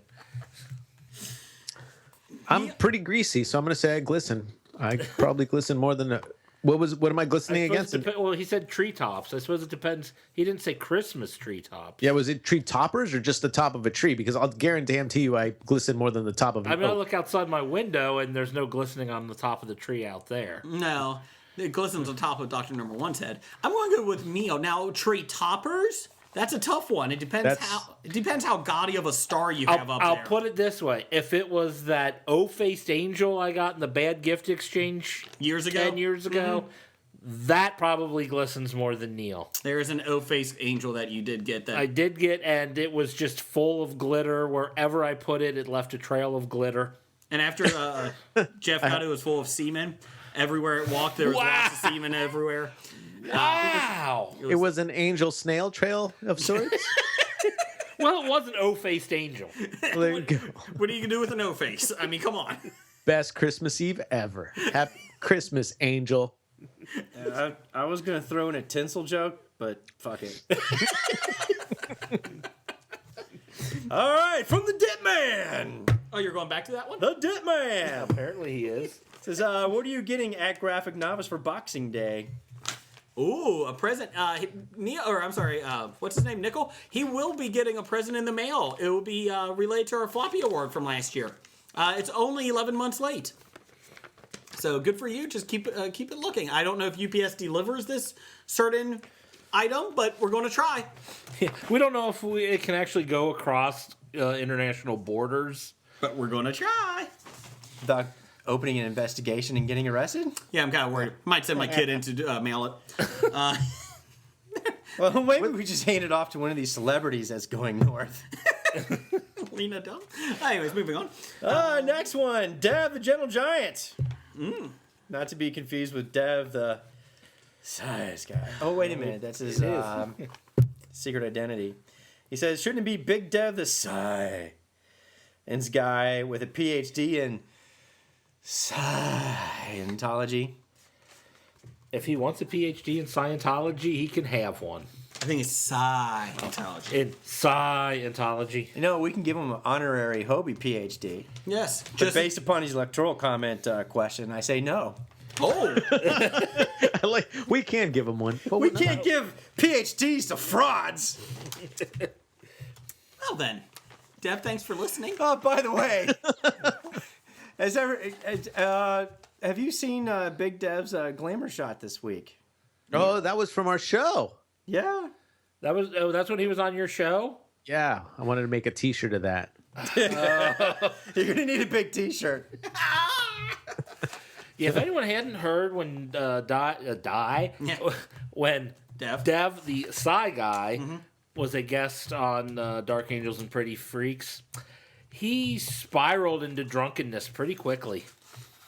Yeah. The first time the photo shoot is from the first time he and Travis were on, and then the second time he decided to drink, I don't know, like 16 gallons of gin, and towards the end he was very happy and a little confused. I feel like you're kind of like that right now. I got through reasons or several. I'm done for the night. Oh, fuck. Kobe's calling. He's podcast drunk. That's right. Why don't you go to Nick, and then we'll wrap it up with Doctor Number One. Oh, yeah. Oh, yeah. Nick Albright. How you doing, sexy? He's following up last week's question with if Jeff was a god. Oh. And he could bring back from the dead 2 people from Rick's crew on The Walking Dead. You're not walking anymore. Who would he have sex with? That isn't what it says. I mean, who would he bring back and why? Oh, yeah. We know originally that's what Nick meant. Who would he have sex with? Because Nick likes to fantasize about Jeff. Yes. Who would you bring back and why, Jeff? Who's all dead from Rick's crew? Abraham, Glenn, Carl's Eye, Lori, Shane, the governor. I keep going on and on. What is the little girl? I want to bring her back. Oh, gosh, she was annoying in season 2. Exactly. Okay, so she's back. She was even annoying when they were looking for her. Yeah, it's like I would have stopped after And an hour. who killed the little girl? Isn't she dead now, too? Carol? Carol's daughter? Carol's alive. Oh, you mean the serial killer? Serial killer little girl. Oh, so Yeah. you're bringing back the 2 girls? Okay. I didn't know there were 2 little girls. You're bringing them back? Yeah, Sure, not I the might one as that well was bring them both back. the zombie in the barn. I was talking about, the serial killer little girl who they said, Okay. look at the flowers before Yeah. she killed her. Yeah, that's what I was Yeah. talking about. Look at the flowers, Algernon. That's right. I feel like I'm a little creeped out sitting next to you and you talking about bringing back the little girls. I'm a little scared by this. I'm a little scared. Well, children deserve a longer chance to live. The adults made their choices, They deserve and they're a second dead. chance. The more you know. Because the children are innocent. I believe the children are our future. I know a lot of kids and some of them are Teach them assholes. well, Well, and let them lead. lead the way. Show them all the beauty they possess inside. I'm sorry, Jeff. Do you we have to interrupted me. possess the spirit of Aaron Give them a Burr? sense of pride to make it easier. Okay, moving on. Let the children's laughter Let's go to Doctor Number One. remind us how No. we Okay. used I'm like everybody listen to to this be. segment. I decided long ago never to stand in anyone's shadow. He just Googled the lyrics while Jeff was singing. That's it. Yeah. If I fail, if I succeed, at least I lived as I believe. No matter what they take from me, they can't take away my dignity. Because I don't have any, based on what I just sang. It's my life. It's Okay. now or Stop never. it. Stop. It- Go ahead, Blake. Let's finish up with Doctor Number One, please. Get the hell out of this segment. Yes, now I know why she OD'd in the tub. All right, Randall Holt at RJ666. He's not evil. Just handle that way. Says, that's not- We're not doing is that. We're doing Doctor Number One. Nintendo Switch No, multi. we're gonna do that next week. Just go to Doctor Number One. From Professor Number One and Doctor Number One said, "Will Donald Trump be doing a bracket for the NCAA tournament on ESPN?" Not if ESPN's smart. All Meaning, will presidents- he be on ESPN or is he just doing the bracket like on ESPN? Like, is he filling out a bracket on I think he's ESPN.com? filling a bracket out like Barry Soroteo did. I would think Trump is going to do a bracket. And then he's gonna. Really? I don't think Trump knows anything about college basketball. It's gonna be huge. Exactly. Like I said, I think Trump will be filling out a bracket. Trump University's going to win it all. Trump University. They have a good basketball team. That'd be great. He just fills out his name on it. They're like, no, you got to pick out a basketball team. He's like, Trump's what? gonna win. No, I don't. I win. I beat Pence in the final. Clinton didn't even get out the first round. See what I did there? That was my Trump. I like your first Trump. See what I did there? Oh, I have lots of impressions. Let's do a face-off. Want to take his face? From Doug. Aquaman? Just for new listeners, this is where somebody sends in people to fight, and we pick the winner because we're awesome. Aquaman versus John Bon Jovi, winner, versus the women of AbFab, or cheap Sex in the City knockoff. We can go with that. Aquaman Well, wins. AbFab was around first. That's right. Neil, you're not helping. Neil, thank you very much. But which one is Carrie? Is Carrie in there? Carrie's the daughter. See the level of stupidity I have to deal with every week? This is why I'm crazy. It really doesn't matter because Aquaman wins hands down, no discussion. Well, apparently Aquaman can throw an axe. Throw an axe? Can't. Didn't Yeah. you see Jason Momoa doing his Aquaman No. thing, throw an axe? Yeah, How's he but going to throw an axe through water? exactly, that was my point. How does he do that underwater? It doesn't get very far, does it? It does when Aquaman throws it. No, he did that on shore. Well, yeah, because that was Jason Momoa. That Did it in wasn't the Aquaman. air. No, he's Aquaman. I don't know if you know this. Aquaman's not real. Jason He was Momoa's- wearing axe. But then it goes away in the water. That's true. The dolphins just hump him because he wears axe. I was sitting there looking at it. What a wasted talent for Aquaman. He can throw axes, Pretty much good. but you can't do it underwater. Everybody's a wasted talent. It's It Aquaman. Bet he makes a mean tuna fish sandwich. Tuna. I'm going with John Bon Jovi wins this. I thought we already finished the discussion. Aquaman won. Neil, Why are we pick- even discussing it anymore? Neil, I'm gonna go the women of AbFab. Me too. You guys lose. you murderous fucking traitor. That's right. John Bon Jovi hunts vampires. It's true. He also falls in the pit in what do you call it? The cowboy movie. Young Guns. Young Guns 2? Yeah. Yeah. Young Guns too. Yeah. Didn't he also But- die in U571? Yeah. Oh, God.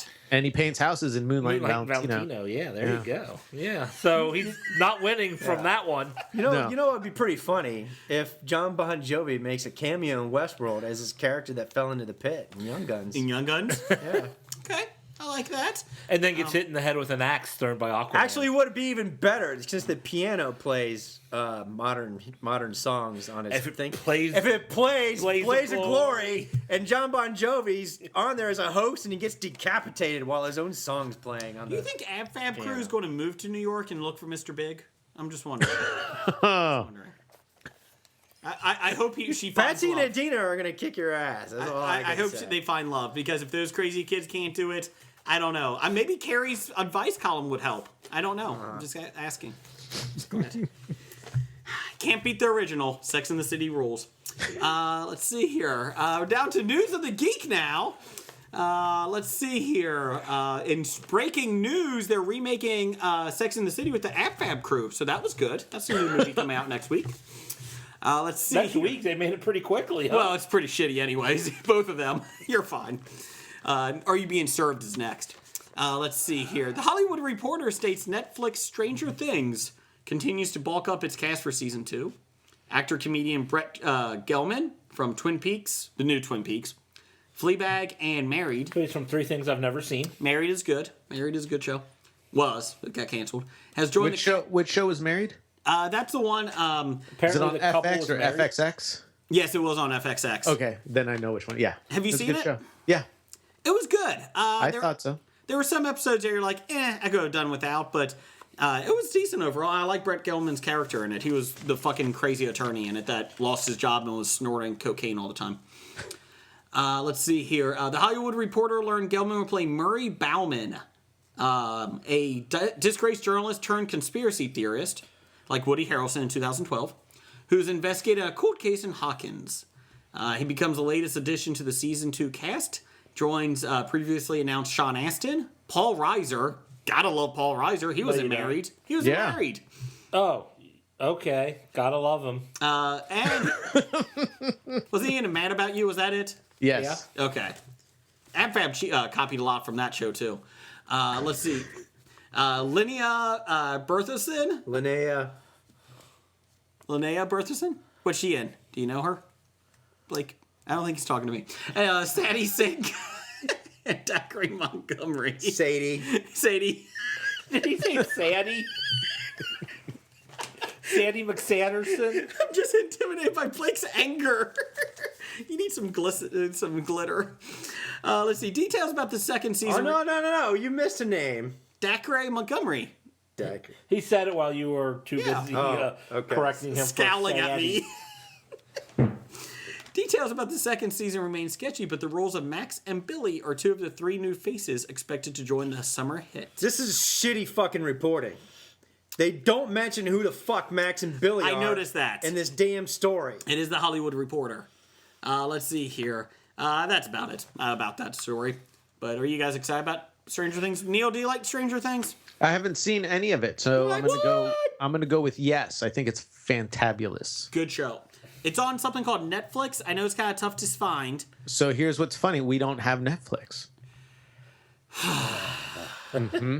You may want to because Marvel's movies are coming to it. Captain America: Civil War arrives on Christmas Day on Netflix, and it's the first of all the superhero movies coming to the thing. We can start a new family tradition on Christmas. Not go to see family. So Civil War. Oh yeah, I could watch it at Netflix. I guess. I mean, I'm pretty sure I saw that at Skywalker, but I guess I could watch it on Netflix. Yeah, but which is better? Going to Skywalker Ranch and listening to it on their cheap their cheap theater screens and Their speakers, Walmart soundbar. or the privacy of your own home. Do I have to give good you my point. login and username? Because I gotta pimp all this shit out to Jason here. I might as well give it to you too, Neil. I got a Netflix. I can do that. Well, for the Do it off the air. We don't want everyone to know your password. All of a sudden, next time I log in, I got like 400 accounts made up. I mean, I already got the kids, my father-in-law, sister-in-law. What the hell is 400 more people? one of my neighbors did write on her Facebook page. This was a couple months ago. Could everybody that I've given my Netflix password to get off so I can watch the show? It's not letting me on because there's too many accounts. That's My funny. sister had a problem with that. She was watching something, and her daughter came downstairs and said, "I just got a call from one of my friends. They're asking if we could get off so they can watch something." And my sister then immediately changed her Netflix password. That's funny. For the 5 people that don't listen to Dark Angels and Pretty Freaks, that your wife works for Skywalker Ranch, the actual, Lucasfilm area, not the actual dressing. But Not the actual dressing? ranch, it was a bad thing. Shut up. Not the Two Life Crew mansion. I thought he was going to say like not the actual ranch, like she's not a the ranch actual hand. Two Life But then Crew he went mansion in on for Miami, the South dressing. She's the carrot that you dip in the dressing. Are you going to see Rogue One at Skywalker Ranch? Yes. I hate you. Damn you. Are you inviting me to go see Rogue One with you at Skywalker Ranch? Sure, if you make it out. Sweet. I got the invite. Mm-hmm. Now I got to fly out to California. You barely have enough money to get to the Bob Studios. I don't think you're going to Skywalker. It's beside the point. If you start hitchhiking now, I'm going to take up a collection fund. I don't want to see Rogue One there. I just want to see Phantom Menace there. Could you do that for me? Could you do that for me? Annalise could actually hook that up for you. Yeah. You might be the only one in the theater watching it, but it could happen. I might be. I will be the only one watching that. Do they have rules against throwing things at Actually- the screen? actually, even he won't show up for his one-man viewing for Phantom Menace. I just want to see George Lucas dressed as Jar Jar. He's going to be a good character. No, he's not, George. Leave it go. Sorry. I apologize, Skywalker Ranch. But not to George Lucas. Not to George. Not the George. Poor George. Sorry, he doesn't own it anyways. No, he doesn't. No. Is he still at the ranch? Yes, he still owns the property. Oh, okay. He has to he get off when Michael Eisner shows up, though. He doesn't live out there. Yeah, but he's got the Hugh Hefner agreement. yeah. Disney bought it, but he still gets to live there. Yeah. Anyways, Kong Skull Island trailer was released this week. I am ecstatic for this movie. Anyone else excited? Nope. Just Kong No. 4.0. Looks damn good. Neil, did you see the trailer? I did not. Okay, good. There's good no research, Jack Black everybody. in this one. Did no no one Jack else Black see in this this? trailer? No, he's not in it. Jack Black is Why not not? in this. Because he's awful. He's a What? horrible human being. Jack Black? Little No, Tenacious D? Yeah, if you go back to the HBO Tenacious D series. No, it's awful. Just It's don't actually ever pretty watch. funny. Just don't watch the movie, The Pick of Destiny. Terrible. Yeah, that was not You that watch good. the Tenacious D, the episodes. of Even what Dave they Grohl originally couldn't did. save that Pretty movie. funny. Or Batman- Meatloaf. Okay, Neil, give me a movie that Jack Black was good in. School of Rock. Damn it. I'm about to, Jason, you know the answer to that one. Okay, give me a second one. Nacho Libre. Airborne. Nacho Libre. Oh, God, stop it. Nacho Libre. God, stop it. Well, since this is fuck you all. This is a horrible news of the geek. Skull Island looks awesome. Yay. Yay. Moving on. Legendary Entertainment announced the acquisition to the film and television rights to the classic sci-fi novel Dune. Classic, whether you like it Oh. or not. It's still classic. It's true. It's true. The book, written by late author Frank Herbert, is one of the most popular sci-fi novels of all time. I did that just for Blake. Or you didn't know if it was a bear. Oh, I knew it was. Hey, Bear. I was going Herbert though, just to see Blake's reaction. He hates me right now anyway. So, let's see. The upcoming planned projects based on the book will be produced by Thomas Toll, Mary Parent, that's not a real name, and Cale Boiter, with a lot of other people who are serving as executive producer. Including the son of Frank Herbert. Oh, Kim Herbert. The story is set- Brian? Oh yeah, Brian Herbert the and son. Kim Herbert. Kim Herbert. I was thinking, well, Kim could be a unisexual name. The story is set in the very far future and follows young Paul, whose family accepts, Atreides. whose family accepts an offer to control and govern the desert planet of Arrakis. Arrakis. Ericus. Neil, would you like to say how it's said? Sounds. Ericus. There you go. Thank you. The planet is valuable to the universe as the sole producer for the highly coveted, valuable resource called semen. However, Paul No, and that says Milan. whatever. Spice. AKA the spice. Call He mine. who controls the spice controls the world. Say that about my semen. However, Paul and family are Not soon, anymore. fucking castrations.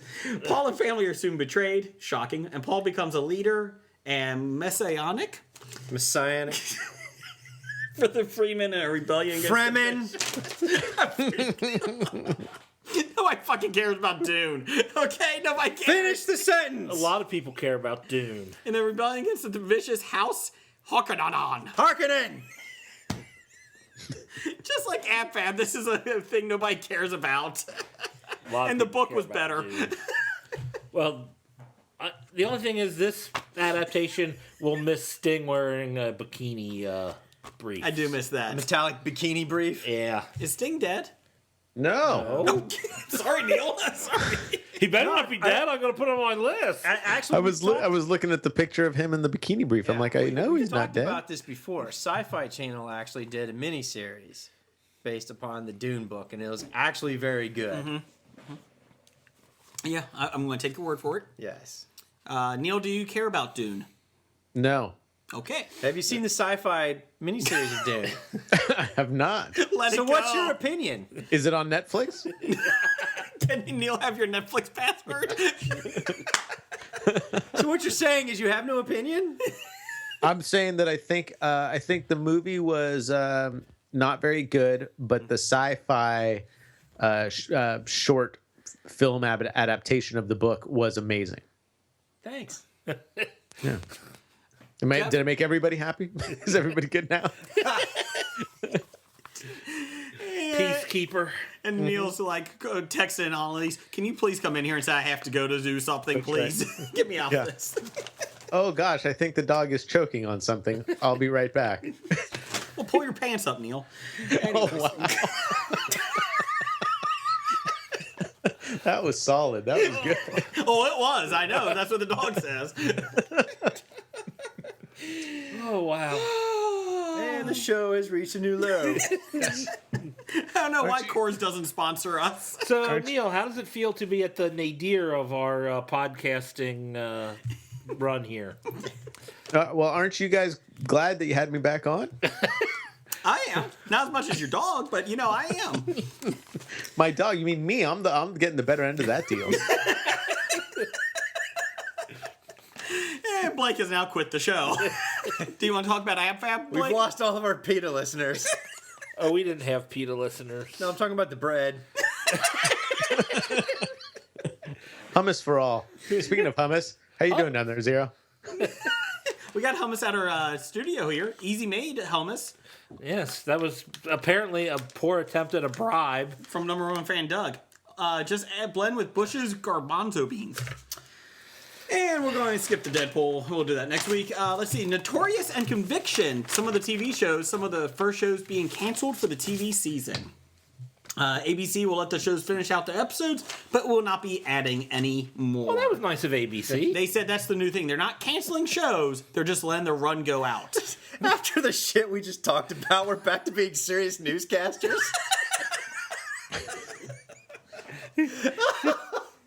Oh, God. Help me. Have we ever been a serious newscaster? Yes. Neil, any thoughts? Have you seen Notorious or Conviction? I have not. Okay. So, You have not seen. but did Aren't I you a like great- them? Aren't I a great guest for a show? Have you that seen talks the about- notorious video from Duran Duran? I No, have, and I Notorious. listened to a lot of Notorious B.I.G. Oh. Let me ask you this: have you seen Dune, the sci-fi series one? Not the movie, but the mini series. It was really good. It was awesome. Okay. They also just today, Pure Genius got axed as well. Well, they just said they're not renewing anymore. What's Pure Genius? Pure Genius is the Silicon Valley kid. He starts a hospital using tons of technology. Oh, okay. And he helps people, but he also has the disease that's going to kill him in like 5 to 7 years or cripple him. How many? Didn't that only have like 3 episodes? Yes, and today they announced they will not be more than 8 or 9. Wow. Brutal. The disease moves pretty fast. Frickin'. Well, Dead by the end of the season. well, after 5 episodes, you're dead. So, yeah, those are 3. Conviction was sad because it was with Haley Atwell from Agent Carter. So it did not look good. So And she Notorious keeps getting her shows canceled every which way you turn around. She did say she would come back for Peggy Carter, though. So just to let you know. Let's do some box office news, Jeff. And World Report. Yeah, what you got for November 18th? Well, we got a bomb. We got a bomb. Bleed for This, the Miles Teller directed film, bombed with only $2.4 million in its opening week on a $6 million budget. And, well, 63% on Rotten Tomatoes. Isn't that fresh? I put this on here just because I fucking hate Miles Teller.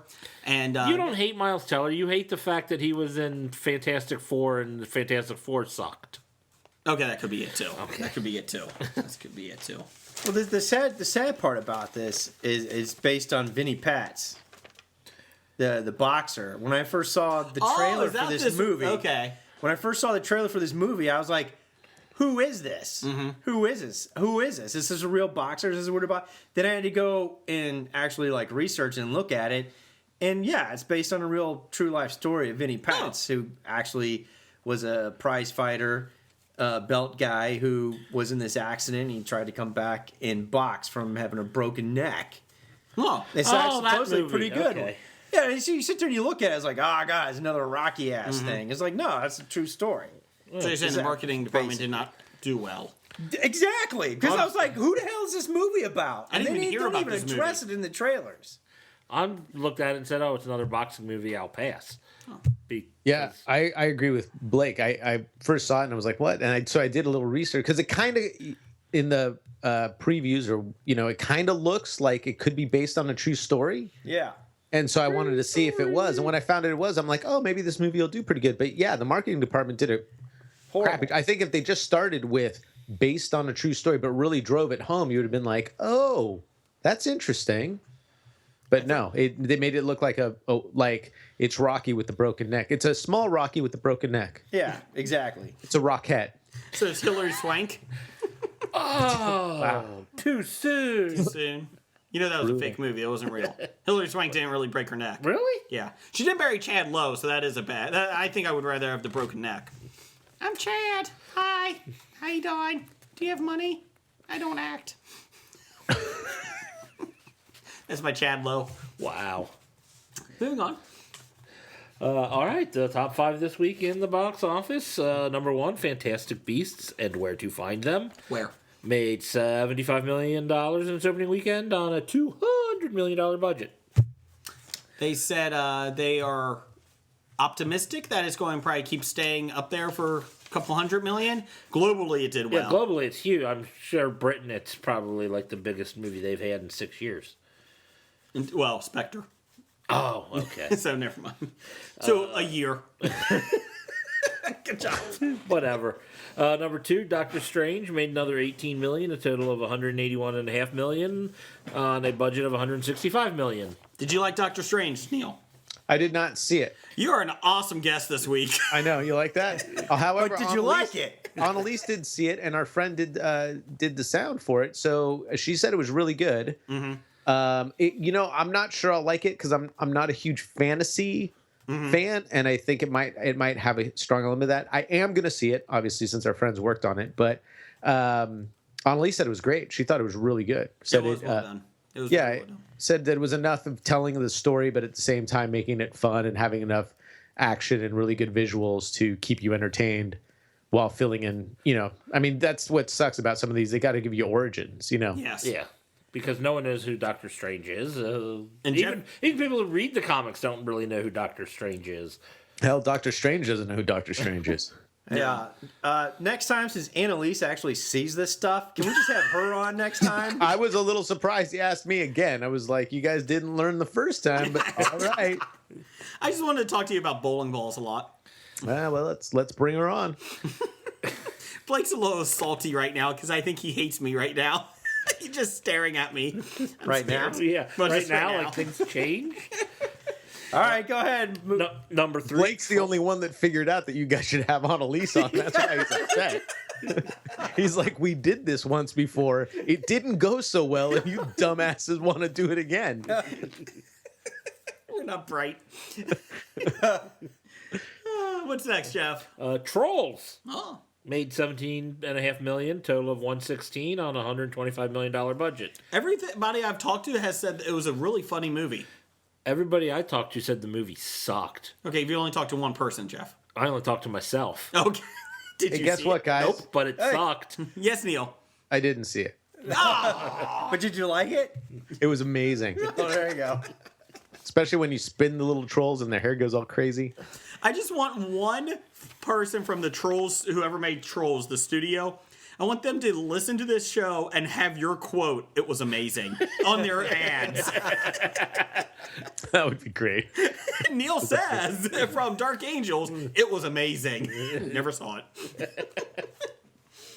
Okay, coming in 4th place, making $12 million, a total of $43.5 million on a $47 million budget. Arrival. Ooh, it arrived. That's right. Amy Adams, linguist. I'm intrigued by it. Oh, that one. Yeah, Okay. she's the cunning linguist. Oh, nice. But we reached a low for the dog, but okay. Called the dog Indiana. We used that joke 2 or 3 times talking about this movie in the past. Yeah, we just joked about it last week. I don't remember that. Yeah, you weren't listening. Was I here? Yes. Were you Physically, sober? yes. It's on heavy rotation. I was sober. I don't know why. Arrival has a 93 on Rotten Tomatoes. Really? Yeah. They said the only critique, and this is from some of the dumb moviegoers, is there wasn't enough action in it. Well, duh. It's She's not interpreting a language from aliens. What do you expect? It's not an action movie? I said cross the T. I mean, it's a little cerebral. No. That's a little too much for this country. Cerebral? Hey guys, guess what? What's that? I didn't see it. But did you like Did you it? like it? Amazing. I would give it a 93. Awesome. Neil from Dark Angels gives Arrival a 93%. Number 5, Almost Christmas, made $7 million. This is the one Neil saw. A total of $25.5 million on a $17 million budget. Danny Glover, right?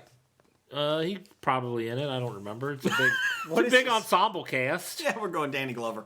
I think he is in it. I don't even know what this movie's about. Other about than it's Christmas. something about Christmas. Yeah, that pretty much is the It's almost title is the plot. They all get together. It's always a good sign for a movie. Look at Torque.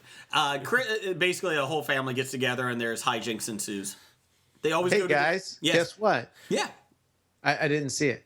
Did you like it? Did you like it? I did not like this one at all. Oh, Terrible. that's disappointing. I was going to go see it, but now I'm not.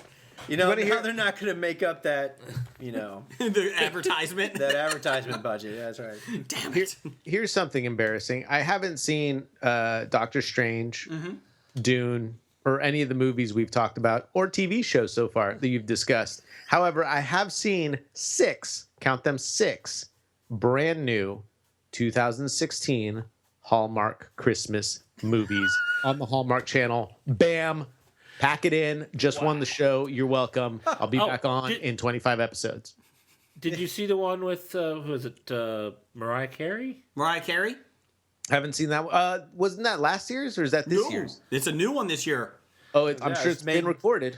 Cincinnati. It's made in Cincinnati. I haven't seen it yet. Yeah. Yeah, apparently that's the question Jason missed when he was on the radio program answering geek trivia questions. I was a guest. I called in, lost to Geek Trivia to a DJ Neil.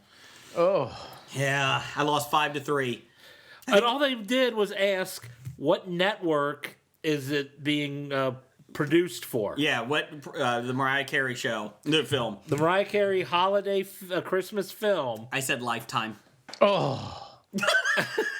I Man, told I- you Neil would be disappointed when he found I knew out. he even if you went with ABC Family, I would have felt better. But Lifetime, Which one's the been your hell favorite? is wrong with you?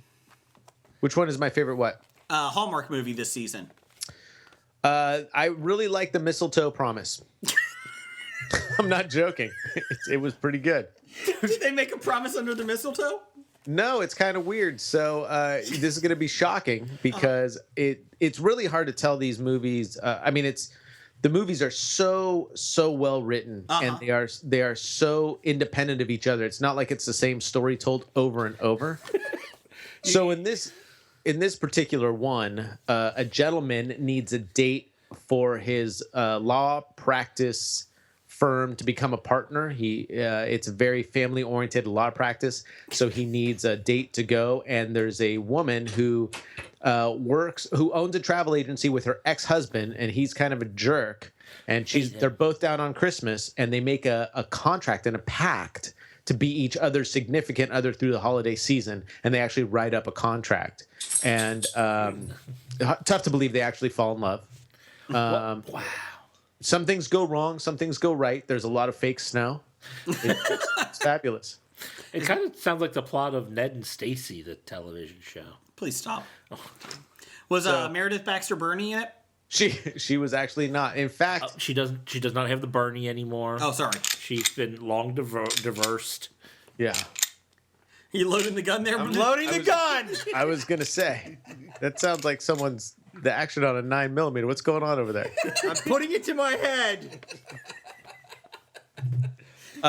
Blake, there's a Christmas show you might like called Christmas Tales, which has to do with dog owners and dogs. Holy smokes! Can you guys hear that? No. Hold on one second. I think we lost him. It's all okay. It's gonna be fine. Sorry, I'm using our template to record us, and I forgot that I had my outro set. So it's on. Oh. It did not come across. I thought you were talking Annalise off the ledge, too. Yeah, right now. You're dealing with my guns and her ledge. All right. Go ahead. So yeah, you'll enjoy that one. A lot of animals. It's called Christmas Tales. Christmas Tales. Oh, sounds good. I'm excited. Yay. All right. Well, now for a list of more movies that Neil won't see. Okay. Coming out this week, November 23rd. That's like tomorrow, isn't Yes. it? Tomorrow. Probably today when you people are listening That's to right. this, or yesterday. Last depending on- Moana. Great films. Go see it. Allied. Don't know that. That's Brad Pitt and Miranda from Dark Knight Rises. Oh. I heard that's supposed to be really good. Yeah, okay, that Yeah. one. His Marion wife is a Cotillard. double agent, maybe. You don't know. Neil is going to be on the advertisement. I heard it was going to be really good. This was the movie that broke up Brad Pitt and Angelina Angelina. Jolie. Really? I thought it was the vial of blood around her neck. No. But this was apparently the rumor is he hooked up with Marion Cotillard. Who wouldn't? And Oh, just how I was like Jennifer Aniston must be just Exactly. laughing now. Probably. Laughing. How's it feel, Angelina? Why you look at me? I'm not her. I know, but I'm just taking my hate out on. really good that it's on finally you. coming back That's right. and torturing him. Isn't that right, Angelina Jolie? Yes. But Jason does have Angelina's lips, so Oh, I do. Oh, those. Never mind. I thought he was going to do Angelina Jolie impersonation from the movie Alexander. Get that accent down. I think I just did. You didn't know what accent I was doing, so neither did she. That's Yeah, why but I you was only getting said- the gun ready again. You only said one word, so you couldn't hear the accent change throughout the sentence. Alexander. I named the dog Alexander. she turned into a raven or a crow there at the end. Nevermore. I want to Also see opening- Jason's impersonation of Tomb Raider. I just want to see him in the outfit. Oh. All right, well, look on social media. We'll get Dev to come down and take the pictures. and- Oh, please do. All right, Bad Santa 2 also opening. Don't I care. will see that. Really? I like the first one. I love the first one. I'll see the second one, and then I'll probably never watch it again because I fear the worst. Yeah, same boat as you, but I will see it. As long as she says, fuck me, Santa. Lauren Graham's I don't think is even in it. What? Lauren Graham's not in it? She's not in any of the ads I saw. No, I don't think she's in it. She's too busy making Gilmore. I will be drunk when I see it too, just so you know. That's the best way. Is it going to be on the Hallmark Channel? What do you think? That would be hilarious. That's the type of stuff they put on there, right? I'm going to my quilting club. We got the Hallmark Channel on. Bad Santa. I don't know who that was. I don't know either. Sounded like Trump. Also opening this weekend, Rules Don't Apply. Howard Hughes, played by Warren Beatty. Beatty really peaked at Bulworth, so this is going to be interesting. That was his peak. Yes, or Dick Tracy.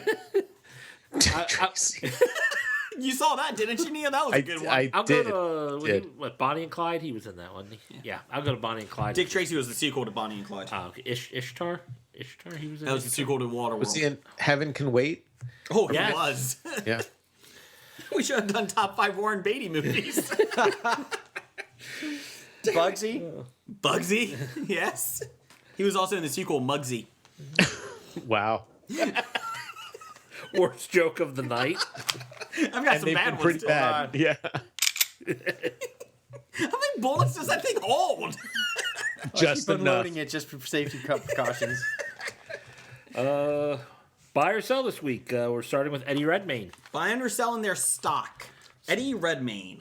He was the lead in Fantastic Beasts. Yes. I'm Where to going to find buy him. his stock because they're making like 4 or 5 more of these movies.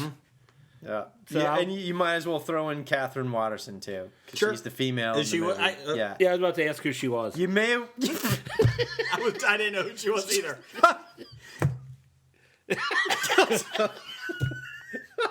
I'll just put these names down. Fuck it.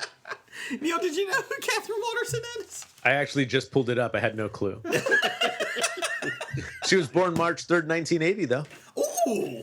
She's 5'11". Oh, taller than me. Yeah. I'm 5'9" on a good day. Eddie Redmayne is also 5'11". No. He's 5'6". I've seen him in movies, but he's In short. movies. And he was sitting in a chair most of the movie. People think I'm smart because I'm Stephen Hawking's. Yep, people think you're smart. People think I'm smart. People think I'm smart because I look like Stephen Hawking. So does a cast of ab- All right, so we'll buy them together as a pair for stock I'm selling them. with the expectation that they You're will selling increase in value. Yeah, I don't like that they're both 5'11". Screw 'em. Except for Neil. Well, at least you've got a very valid reason. I've probably never seen any of their movies either. So Let's see here. Is that all we got? Oh, that is all we got for that one. I think we got top 5. It's time for top 5. We could stop and put music in, but you know what? We're just going to fake it. Top 5. Ooh. Top 5 this week. What is it, Jeff? Top 5 living. I'm going to read this the way it should be written. Yes, I know. Top 5 living celebrities you would like to spend Thanksgiving with. Guess that was a better way than what I wrote. oh no, Why don't I'm you going read with what top, he top had? 5 alive people Yes, you want to top spend 5 Thanksgiving with. alive people. Are you an alive people? You want to spend Thanksgiving with actors, writers, singers, etc. The good news is I have a minor in writing. Top and- 5 alive people. You can write for Slate.com. Neil, help. But what- 5 alive people. Yeah, top 5. So, with this, I assume we're doing aside from family and friends, right? Because if God, nobody wants to spend the time with those. Why would you? Well, we know that's what you have to do already. Well, Well, we want okay. to fantasize Yeah, about since we 5 got these- alive people that you want. so when my mom listens to the show and I Yeah. don't have her listed as number 1, Other than family and relatives Well, and friends. Neil's family was my number 1. That was my number 1. it would be a good time. You serious? Yeah, Neil's family was number 1. Well, he took it off, put it on the board. Have to do with my drunk dad. Your family does sound like they would be fun to hang out with at the holidays, though. They are a blast. They are. I am very fortunate to have the family I do because they are a lot of fun. They're very, and we're very different. We're very different politically and socially and all that. But we just have a great time together, and they're very accepting of everybody, and just we have a good time. And my dad likes to get drunk and laugh a lot, so that's always good. Just make sure you hide the dogs. Hide the dogs. Blake, you got a little gun crazy over there. Calm down. Well, Neil, you're the guest this week. What's your number 5? And don't forget that we're mean on this show. Unlike your show, we actually we put them on the board. Right. So you can't, right. So my number 5, because I have to get it on, is John Bon Jovi. Son of a bitch! I didn't even think of that. Are you serious? Son of a bitch! Give me the pen. No. Damn it! You were having Neil on as the guest. You had Bon Jovi listed in the Face Off, and you didn't even think of Bon Jovi to put on your list. That was very well done. Very well done, Neil. What do you think you would talk about first? What he would talk about first? Or you would talk to him about? What would you talk to John Bon Jovi about? First, I'd probably talk to him about Hair. His the hair. failure. Would you let them answer? The thing that fell through with the Bills and what he's thinking about still, ownership of the Philadelphia Soul, and if he'll try a professional football team again, buying a professional I football would team. love for him to buy the Bills. That was close. Or maybe the Browns. Maybe you can buy the Browns. No, he's a winner. He doesn't want a losing team. I would Why would ask you buy him, the Bills? Because they've been to Super Bowls. I would ask him why he recorded an album in Chinese. Because To sell to the Chinese? He did. Flopped, apparently. He's done a bunch of. I know he did a bunch of ad campaigns in Japan too. I mean, a ton of ad campaigns. I still say his Hallelujah. Hallelujah. Oh, the Leonard Cohen. Yeah. Ayayui? Yes. Yeah. Is one of my favorite versions of it. I will say Baba Booey, his version of Baba Booey. Fuck up. Baba Booey. Go ahead, Blake. What's your number 5? Baba Booey. My number 5. Yes. I would be interested in meeting this person for Thanksgiving, just so I can understand how he thinks. I actually wrote a leadership dissertation about this man and his pseudo-transformational leadership as Vladimir Putin. That would be interesting. Yeah. What would you talk about first with Vladimir? Soapbox down the hall. There's a lot actually to talk about this guy because Non-political. Why did? you're right. We would just be talking about vodka and Why would you- horseback riding. We're talking about shirtless. Thanksgiving. Thanksgiving is non-political. Unless, of course, you're talking about what we did to the Native Americans. Yeah, I was going to say it's not political unless your wife is Native American. Then it seems to take a very different tone, sir. They just welcomed us, right? Yes. We got blankets. What can go wrong? Yeah, right. Yeah, but I wrote and I studied about this guy because he's an intriguing leadership figure, and I would like to know what moves this guy's brain and all that other kind of stuff. Because we got a lot of Western writers and people that have met with him and all this kind of stuff. But when I'm talking about pseudo transformational leadership, I'm not talking about leadership in the good sense. As interpreted from our Western perspective, but Russians are fucked up people, and he'd be an interesting. There goes person our to talk to. listenership in Exactly. Russia. There you go. Both of them? Both. Chechnya went up though, so we're good.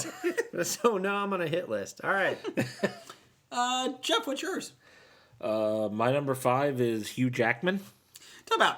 I like to hear this list. You have John Bon Jovi, Hugh Jackman, and Putin. Well, wait a minute. One thing doesn't fit. Because with Hugh Jackman, he's like the kind of guy who you can sit around and have a beer with. But he's also the kind of guy that'd be great because he sings and dances. And I think that'd be a fun way to spend the holiday. Are you buying him or having dinner with him? He's my number 2. Is he really? Neil, no, I'm not kidding. Neil, let me explain this to you. Yeah.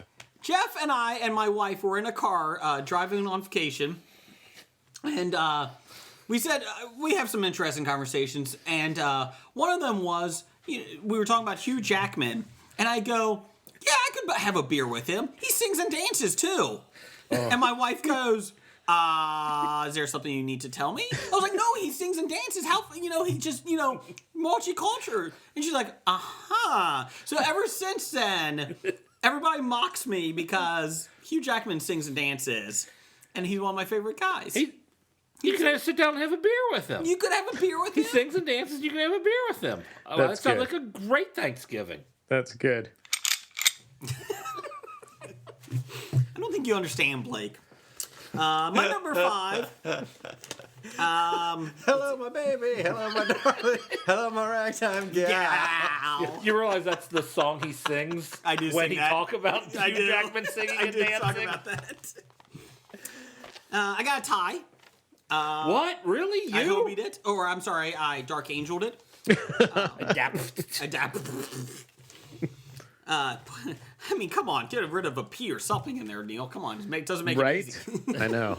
Jason has a speech impediment already. Yes. Number 5 for me, it's a tie. The first one is Amy Winehouse because I know she's not going to eat anything from me, so I can. We got You said alive alive people. Oh, she's off. Okay. Anyways, who came up with this list? Oh, if it said living people, it would be different. Somebody said alive. Anyways, and this is actually my number 5. Amy from Cartro Babel and Blake. I just want to see them next to each other, and I just want to sit back and watch. I actually think they'd have a decent conversation.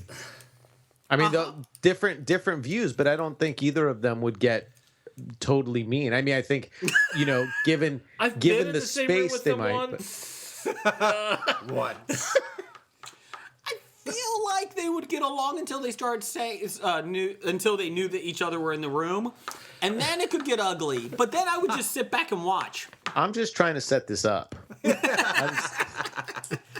Where's the gun now? Exactly. I think she would be surprised to know I probably feel an awful lot the same about her on a lot of issues. Okay. I think it would be a surprising discussion Number 4 for when me. I'm not trying to irritate the shit out of her. Like you are to Jason right now when he's trying to speak. So anyways, Exactly. That's what I'm talking about. Number 4 is Ab Fab. Sorry. No. Sorry. Number 4, this guy is funny, but he's also intellectual. John Cleese. That's He a would good be a one. fun time. Yeah, that's a good one. John Cleese would be a good one. I think you could get through a nice conversation with him. You would need to pick his brain. I think it would be fun, but not for Thanksgiving. Why? He's kind of snobbish, kind of towards Americans, and I don't think he'd be happy celebrating an American holiday with you. Okay.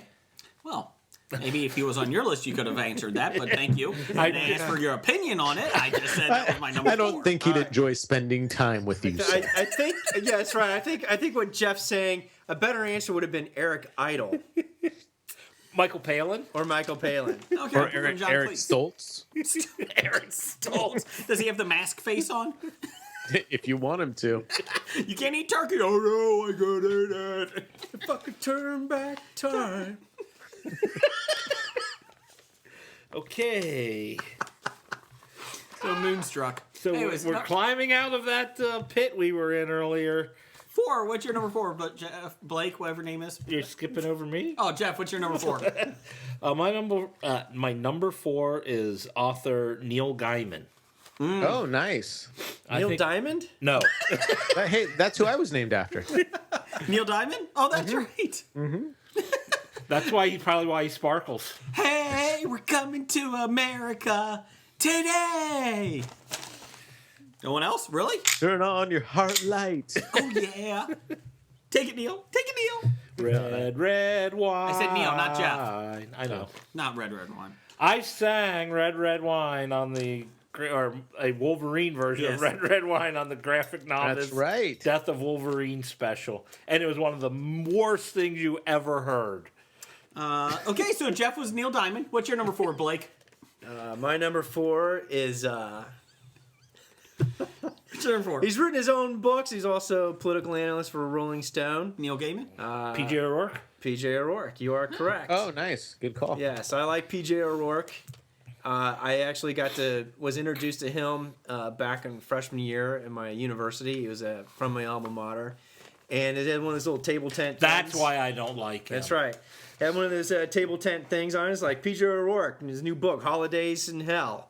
I'm like, well, this sounds interesting. So I went to go listen to his lecture and loved the guy ever since.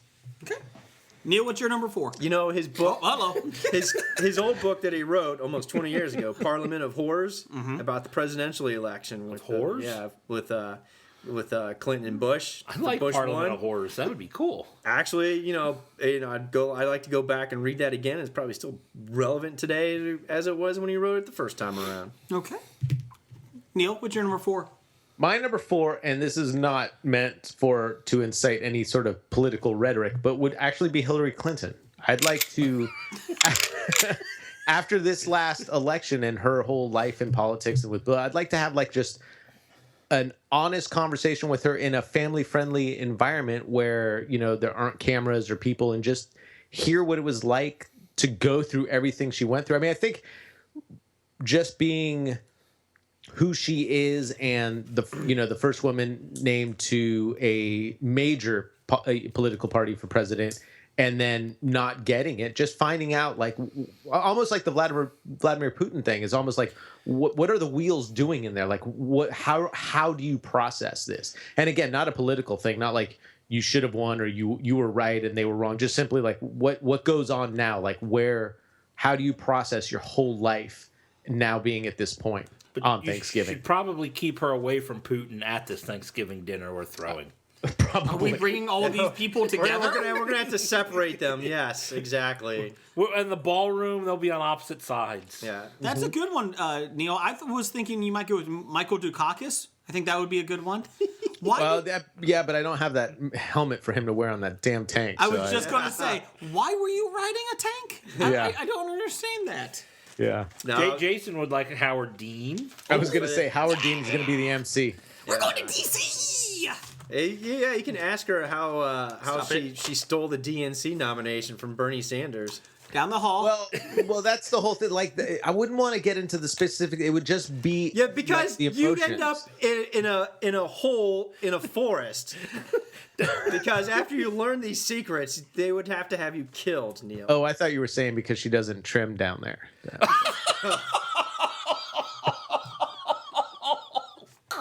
Got me excited, Blake. Come on now. Oh, Lord. Okay, Neil, what's your number 3? My number 3 would be I do like your choice. the author Anne Rice. from the Vampire Chronicles. Yeah. Ask her what she thought about that movie. How they adapted her movies to her books. Oh, she loves it. Just She I'm actually sure. said she liked She liked it, or after all these years, you still think she liked it? I still think she hated the Queen of the Damned Yeah. along with everyone else who's seen it. Yeah. But it has one of the best soundtracks ever. It was on your top 5 list one week. It was. It was. It was my number one. Okay, Jeff or Blake, what's your name? Number 3. Number 3, he's still an alive people. Author. I've read his books. I'd like to pick George R.R. Martin's mind. Yes, Really? I like to. I had a feeling he'd be on your list. I don't think you would get Yes. much turkey. Tolkien is dead. You're right. I'd have all the turkey to myself, and it'd be a boring conversation if I had Tolkien. But George R.R. Martin, I think, would be an interesting person. To What have has he Thanksgiving with. written? Recently. Oh, recently. Well, that's a good question. A lot of unpublished stuff, apparently. Neil, do you watch Game of Thrones? I do not. Good man. However, But did you like it? I think it's excellent. Excellent. Yeah. See, I knew you had good taste. Jeff, what's your number 3? My number 3 is celebrity chef Mark Murphy. Just so he could cook for you? Oh, that's part of it. Okay. I would have gone with Gordon Ramsay. No, I don't want him in my Hell Thanksgiving. yeah, He'd that'd be ruin my interesting. Thanksgiving. No, it'd be fun. No, I want someone who could cook me a good meal and then someone I would enjoy talking to while eating said meal. I would have gone with Mark Summers. You would have gone with Mark Summers. Have you seen any of Gordon Ramsay's cooking instruction videos? I have. It is completely different from what his reality shows are. It is, but He actually talks in a soft, soothing voice, and he's like, I'm like, dude, this is Gordon Ramsay? Oh my god. All right, go ahead. It's your choice. my choice. It's your dinner. Oh, gee, I wonder dinner. when that happens, huh? John But Gleason. then I'd like to have Gordon Ramsay come in and say, look at this shite. Who cooked this turkey? It's I dry. probably would have gone Eric Idle. Anyways, This turkey's still gobbling, for fuck's sake. my number 3 is just because I want to hear her talk. Emily Blunt. I love Emily Blunt. Just Wait, hear- you want to have Thanksgiving dinner with her just so you can hear her talk? Yes. That's it. Just listening to her. Just look at her. Nope, he has to be blindfolded. Oh, even more fun. 50 Shades of Emily. Blindfolded, strapped down, and all she does is talk. That's fine. I am spent. Is Neil's dogs in the picture? Because then it would be fine. No, because it's not your dog. That would be Oh, cheating. sorry, my bad. Yeah, Emily Blunt. So if you would like to come to our Thanksgiving, let me know. Let's see. Number 2 is he sings and dances. Hugh Jackman. Hello, my baby. Hello, my darling. Hello, my ragtime gal. Let's see. Jeff, what's your number 2? My number 2, I kind of hobied it. Mm-hmm. I picked the cast from Parks and Recreation. Specifically Chris Pratt. Oh, Chris Pratt's abs. I know. I know. But It's not the I only turkey goblin. I think I would just be. I mean, every single actor that was on that show would be great to sit around and be in the middle of and be included with them because I'd still have to be included. I'd have to feel Except like I was- Jerry. You could yell at Jerry. Oh no, Jim O'Heir is a great guy. I do like Jerry. I don't want their characters. I want the actors. Oh, you want the actors? Yeah. Okay. I just want to see Chris Pratt. Chris, you are allowed coming into her dinner, but you have to be shirtless. And he's allowed to bring his wife too. And he sings and dances. He did do a dance off in the movie. See? Actually, we should get Chris Pratt and his wife doing ab off. Ooh. Yeah, doing abs off. And the only way to judge is for me to rub my abs against theirs. Your ab? My ab, whatever. His keg. Okay. Not his six pack, his keg. That's right. What's your number 2? My number 2, we would need my next 2 we'd have to do hopefully sometime soon because I'm concerned about the longevity and 2016's been a bitch to everybody. So we need to Far as pretty much do it by celebrity-wise. Thursday. Need to do this by Thursday, so my first invitation for the last 2 to go out would definitely be Bill Murray. Oh, good call. I would like to have Bill Murray to my Thanksgiving. If he shows up. If he shows No, if I was going with one of the acting Murray brothers, Here we go again. I think I'd go with Joel Murray. I'll go with Ira Murray. Who's Ira Murray? You know, one of my favorite Bill Murray stories is because he does a lot of interesting, funny things with people. He walks into a Wendy's restaurant there Oh, in yes. Chicago. He just walks up to a guy, looks at him, and reaches down and eats some of his fries, and he just tells the guy nobody's going to believe a single word of this story, and then turned around and walked out. Oh, the Bill Murray one is good. Bill Murray's got a lot of interesting stories. I like how it's that, your fan list stories like that. and my list, and Jeff always yells at me, us. Yeah. Just telling you why your list is wrong. It's not a competition. What's your number one? My number one, I would definitely need to like to have. Although he's a vegetarian, I can get him a big bowl of macaroni. Okay. That'd be Paul Smith. McCartney. Oh, God. A big bowl of macaroni. That's right. That's your Thanksgiving feast. That's correct. Here you go, Sir Paul. Here's some macaroni, my It's friend. gourmet. Gourmet macaroni. Hey, Paul, do you want a leg? Oh. Think about that one for a second. Macaroni doesn't come in legs. It was a joke with the turkey and his ex-wife. Okay, moving on. Well, you explained it. You just made it worse. Well, you know what? Fuck you. So I could pick Paul McCartney's brain. I would love to get the stories that I could out of him. Are you Yeah, really so- Paul McCartney, or did they replace you? Yes, exactly. Is the real Paul McCartney dead in a car crash? Are you a host? Or were you the lookalike guy that won the contest that they made into Paul McCartney? Let me ask you this. Why has everything you made since the Beatles been shite? Just wonder. Do you wish you were in the Monkees? Who Great doesn't? question. Overrated. Do you wish you were Peter Tork? Actually, I gave you number one. I made you do number one. I forgot to get to Neil. Neil, what's your number 2 and 1? Yeah, give us your Oh, top 10. my number 2. I kind of hope he did. My number 2 would be the Property Brothers. Okay. Drew and Jonathan? Are you bringing their other Well, brother? no, all of them. You get the third one, Mark or Brian or Luke or whatever his name is. Ira. Wasn't it like JJ or? I think it's John. No, it's Jonathan and Drew. And JR? Because his name is like JD. It's like a combination that was of it. yeah, JD. yeah. So glad we spent time on that. Hey, you are so glad we did. So are they renovating your house while they're eating turkey? No, they're hanging out with me your and wife, Ann Rice and Annalise. Hillary and John Bon Jovi. Right. Who's your number 1? My number 1. This is going to be a tough one for you guys. Uh-oh. George Lucas. Cher. Just one. Oh, wait, you're right. George Lucas's last year. Sorry. Turn back time. No, my number 1 would be Pink. Oh, I love Pink. That's Yeah. why you wanted to know how much you wasn't on the glitter question. Man, that was such a great setup. Wow, banging. somebody's Go upset back an this hour evening. and 24 minutes for that. Yeah. Apologize for the banging. A lot of people say that. Yeah. But did you know that when Pink was a teenager, she had asthma? Yeah. And she fought with her mom about boys and clothes. Did you ever see the behind the music, Neil, with Pink? I did. I I think it was the True Hollywood True did Story. Hollywood not. Story. This might be shocking. I did not. The bit, you know how like in the behind the music or True Hollywood Story, they always have like this big controversy of how they survived. Yeah. She really didn't have that big of a or difficult life, and we're not kidding. The biggest thing was she had asthma growing up, and she fought with her mom during the teenage years.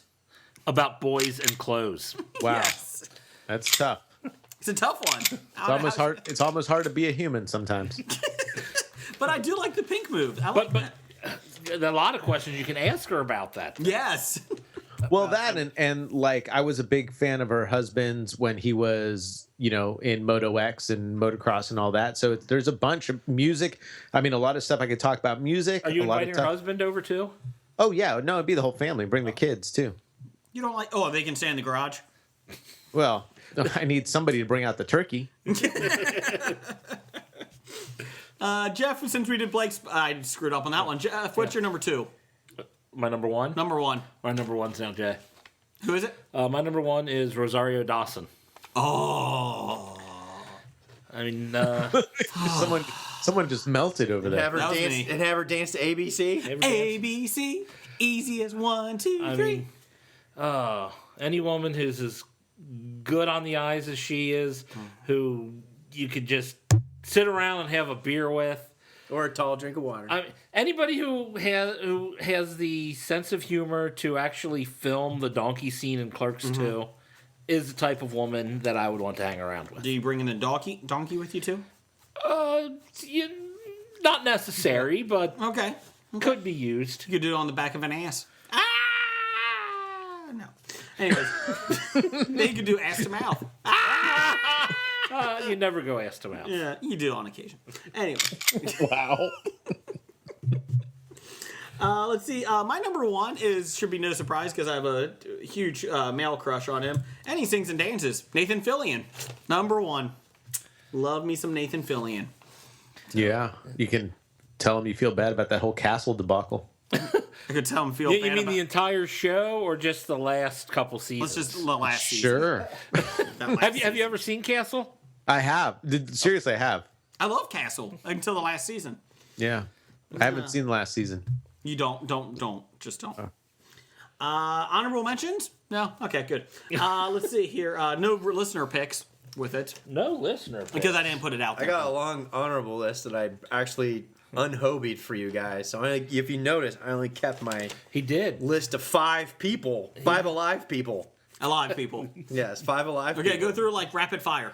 Stephen Hawking's. People think I'm smart. I would be bored by him That's right. because with it, like, could you just finish the sentence? I would be bored by him because he'd be talking over my head and I wouldn't understand what he's talking about. I would catch it. That's right. Stephen Malcolmus from Pavement. Robert Smith Oh, from The Cure. Tom Cusack. I would love to talk to Tom Cusack. Tom Skerritt. Yeah, cast of, that's right. Tom he Skerritt. is scary. Tom is actually quite No, radical. Tom Skerritt. Oh, Tom Skerritt. Skerritt. Tom Skerritt, yeah, him too, his mustache. I would ask him about picket fences. You had a good cast. show. It was a good Irish show. Finkel? Yeah. I would have done the cast of It's Always Sunny in Philadelphia. That would have been fun. I actually had Hillary Rodham Clinton / Trump. No. Both of them? Yeah. Both of them. Did they get married? No. George W. Bush. Oh. Not HW? No, George W. Bush. We can go chop wood. Brush. Move That's brush. right. Yeah, chop wood together. Quit banging on the table. It affects the microphone. That thing. Anyone else? I apologize, Sean. That's it. tried. I ran out of time. I was still making a list. No. Jeff, any honorable mentions? No, I think anything was already mentioned. Your so. list was awful anyways. Neil, how about you? Yeah, but I could correct your list so easily. I just need a red pen to get in there and tell you what's Oh, wrong. you know who else was on my honorable list? Who? Neil and Annalise. Aww. Aw, They're so so cute. sweet. Oh, he's sucking up. But you'd have to sit next to Big Dev. Oh. I'm invert lap sitting on Big Dev. There you go. But you have to rub mashed potatoes all over him. Fair enough. And then gravy. What do you mean have to? You mean get to? Oh. Yeah. Hey, you had any honorable mentions, Neil? I did not actually. Oh. I didn't because I thought we'd end up going long on the segment, and I didn't want to, waste your time with. Little did you know. You were correct. I thought this would be the quickest top 5 ever. Nope. Nope. Neil, where can we find you at? Well, right now I'm sitting in my my house. How's if you your want to come dog? visit. Good. They left me alone. I'm with the cat. Okay, They bailed. But if Did you you want to grab check, it? Never mind. I'm chafed. I am chafed. DarkAngelsandPrettyFreaks.com, and you can listen to me and my lovely wife talk about ourselves because that's what we do best. You know what? We have to thank you. We would not be as popular without you. If it wasn't for you, we would not make it to 150 episodes. We would have made it. That We is- would have just made it with only 4 listeners. Yes. Instead of 7. Yeah. Oh, wait, we're not graphic novels. Can we all just give a hearty laugh about them? With any luck, we'll be as successful as Musings of a Geek. Aw. Oh, Too soon. Ooh, too soon. Sorry. Maybe we'll be as popular as Carter Bible. Aw. oh, Wow. And we just hit the glass ceiling. Okay, Well, you think she'd have enough content for the talk about for the next 4 years? Oh. Neil, we'll see you on in 25 more episodes. yeah. And Blake won't show up though. He'll be like, dumbasses. Get it right this time. Get So Neil, the in girl. 25 episodes, we'll have your wife on. It's gonna There be you really go. awkward when we're like, Annalise, you're coming on in 25 episodes. Don't tell Neil. And we just keep getting text messages. I'm ready, guys. Are you recording? No. Annalise, why are you in the other room? Don't worry about it. Yeah. Great. Now Annalise sounds like Trump. Lovely. Thanks. Picture that tonight with a good stabbing. But I do want to thank you guys again for letting me come on, because I do enjoy talking with you guys. You guys have a great show, and it's fun to just, I feel like it's I get to come back and hang out with old buddies I don't get to see all the time. So I had a great time. Dang, I'm glad somebody has fun doing this. No doubt. I'm just glad I'm not in the same room. I'm afraid Blake would have shot me today. I'm kind of worried about my safety, I'll be honest. Bad ideas from Cotton. It's a listener one. A listener bad idea. Cotton at B Cotton D. He has number 421. Not posting episode 94.1 of Graphic Novice is definitely number 421 on the list of bad ideas. Hashtag free 94.1. If anybody did not know, Nickel and VF recorded an episode right after the election that VF thought was not suitable for release. And Nickel is angry that VF unilaterally decided to not release it. Okay. So A little behind the scenes, I was supposed to call into that also. Oh. Yeah. the political one or the one after? The political one, I believe. Was this the Hillary Clinton celebration? Yeah. This was They Thanksgiving. had all the with- streamers The ready. Madam and- President episode? Thanksgiving. It was Thanksgiving with Hillary. Well, Neil, thank you. We love having you guys come on. Well, you. Annalise needs to come on so we can talk bowling balls. Right. We need to talk about this. Annalise needs to come on so you guys can actually talk about the stuff you have in your notes about your show. Yeah, we need somebody who actually watched something can come on. Right. Really, none of you Right. fuckers watch Kong, so shut the hell up. Not my fault you was put in the list. Yeah, you know. At least we don't talk ab fab. Whew. Neil, thank you very much. And Roger says goodbye. Goodbye. Hello, Hobie listeners. What are you doing next September 22nd through the 24th, 2017? Jason, that's a year away. Well, sure it is. But you know what? It's never too early to plan for the Cincinnati Comic Expo. Last year we had Stan Lee, we had John Barrowman, and even Teddy Sears. Zip. He was fast. That's September 22nd through the 24th at the Duke Energy Convention Center in Cincinnati, Ohio. Check the Cincinnati Comic Expo Facebook page out for all the news, or you can listen to Hobie and we'll be updating it as they release the new guest. Again, Cincinnati Comic Expo, September 22nd through the 24th. Make your plans now. From Walking Dead to Talking Heads, from comic books to TV sets, there's a history of not so bad. There's the history. It's the history of bad, so bad.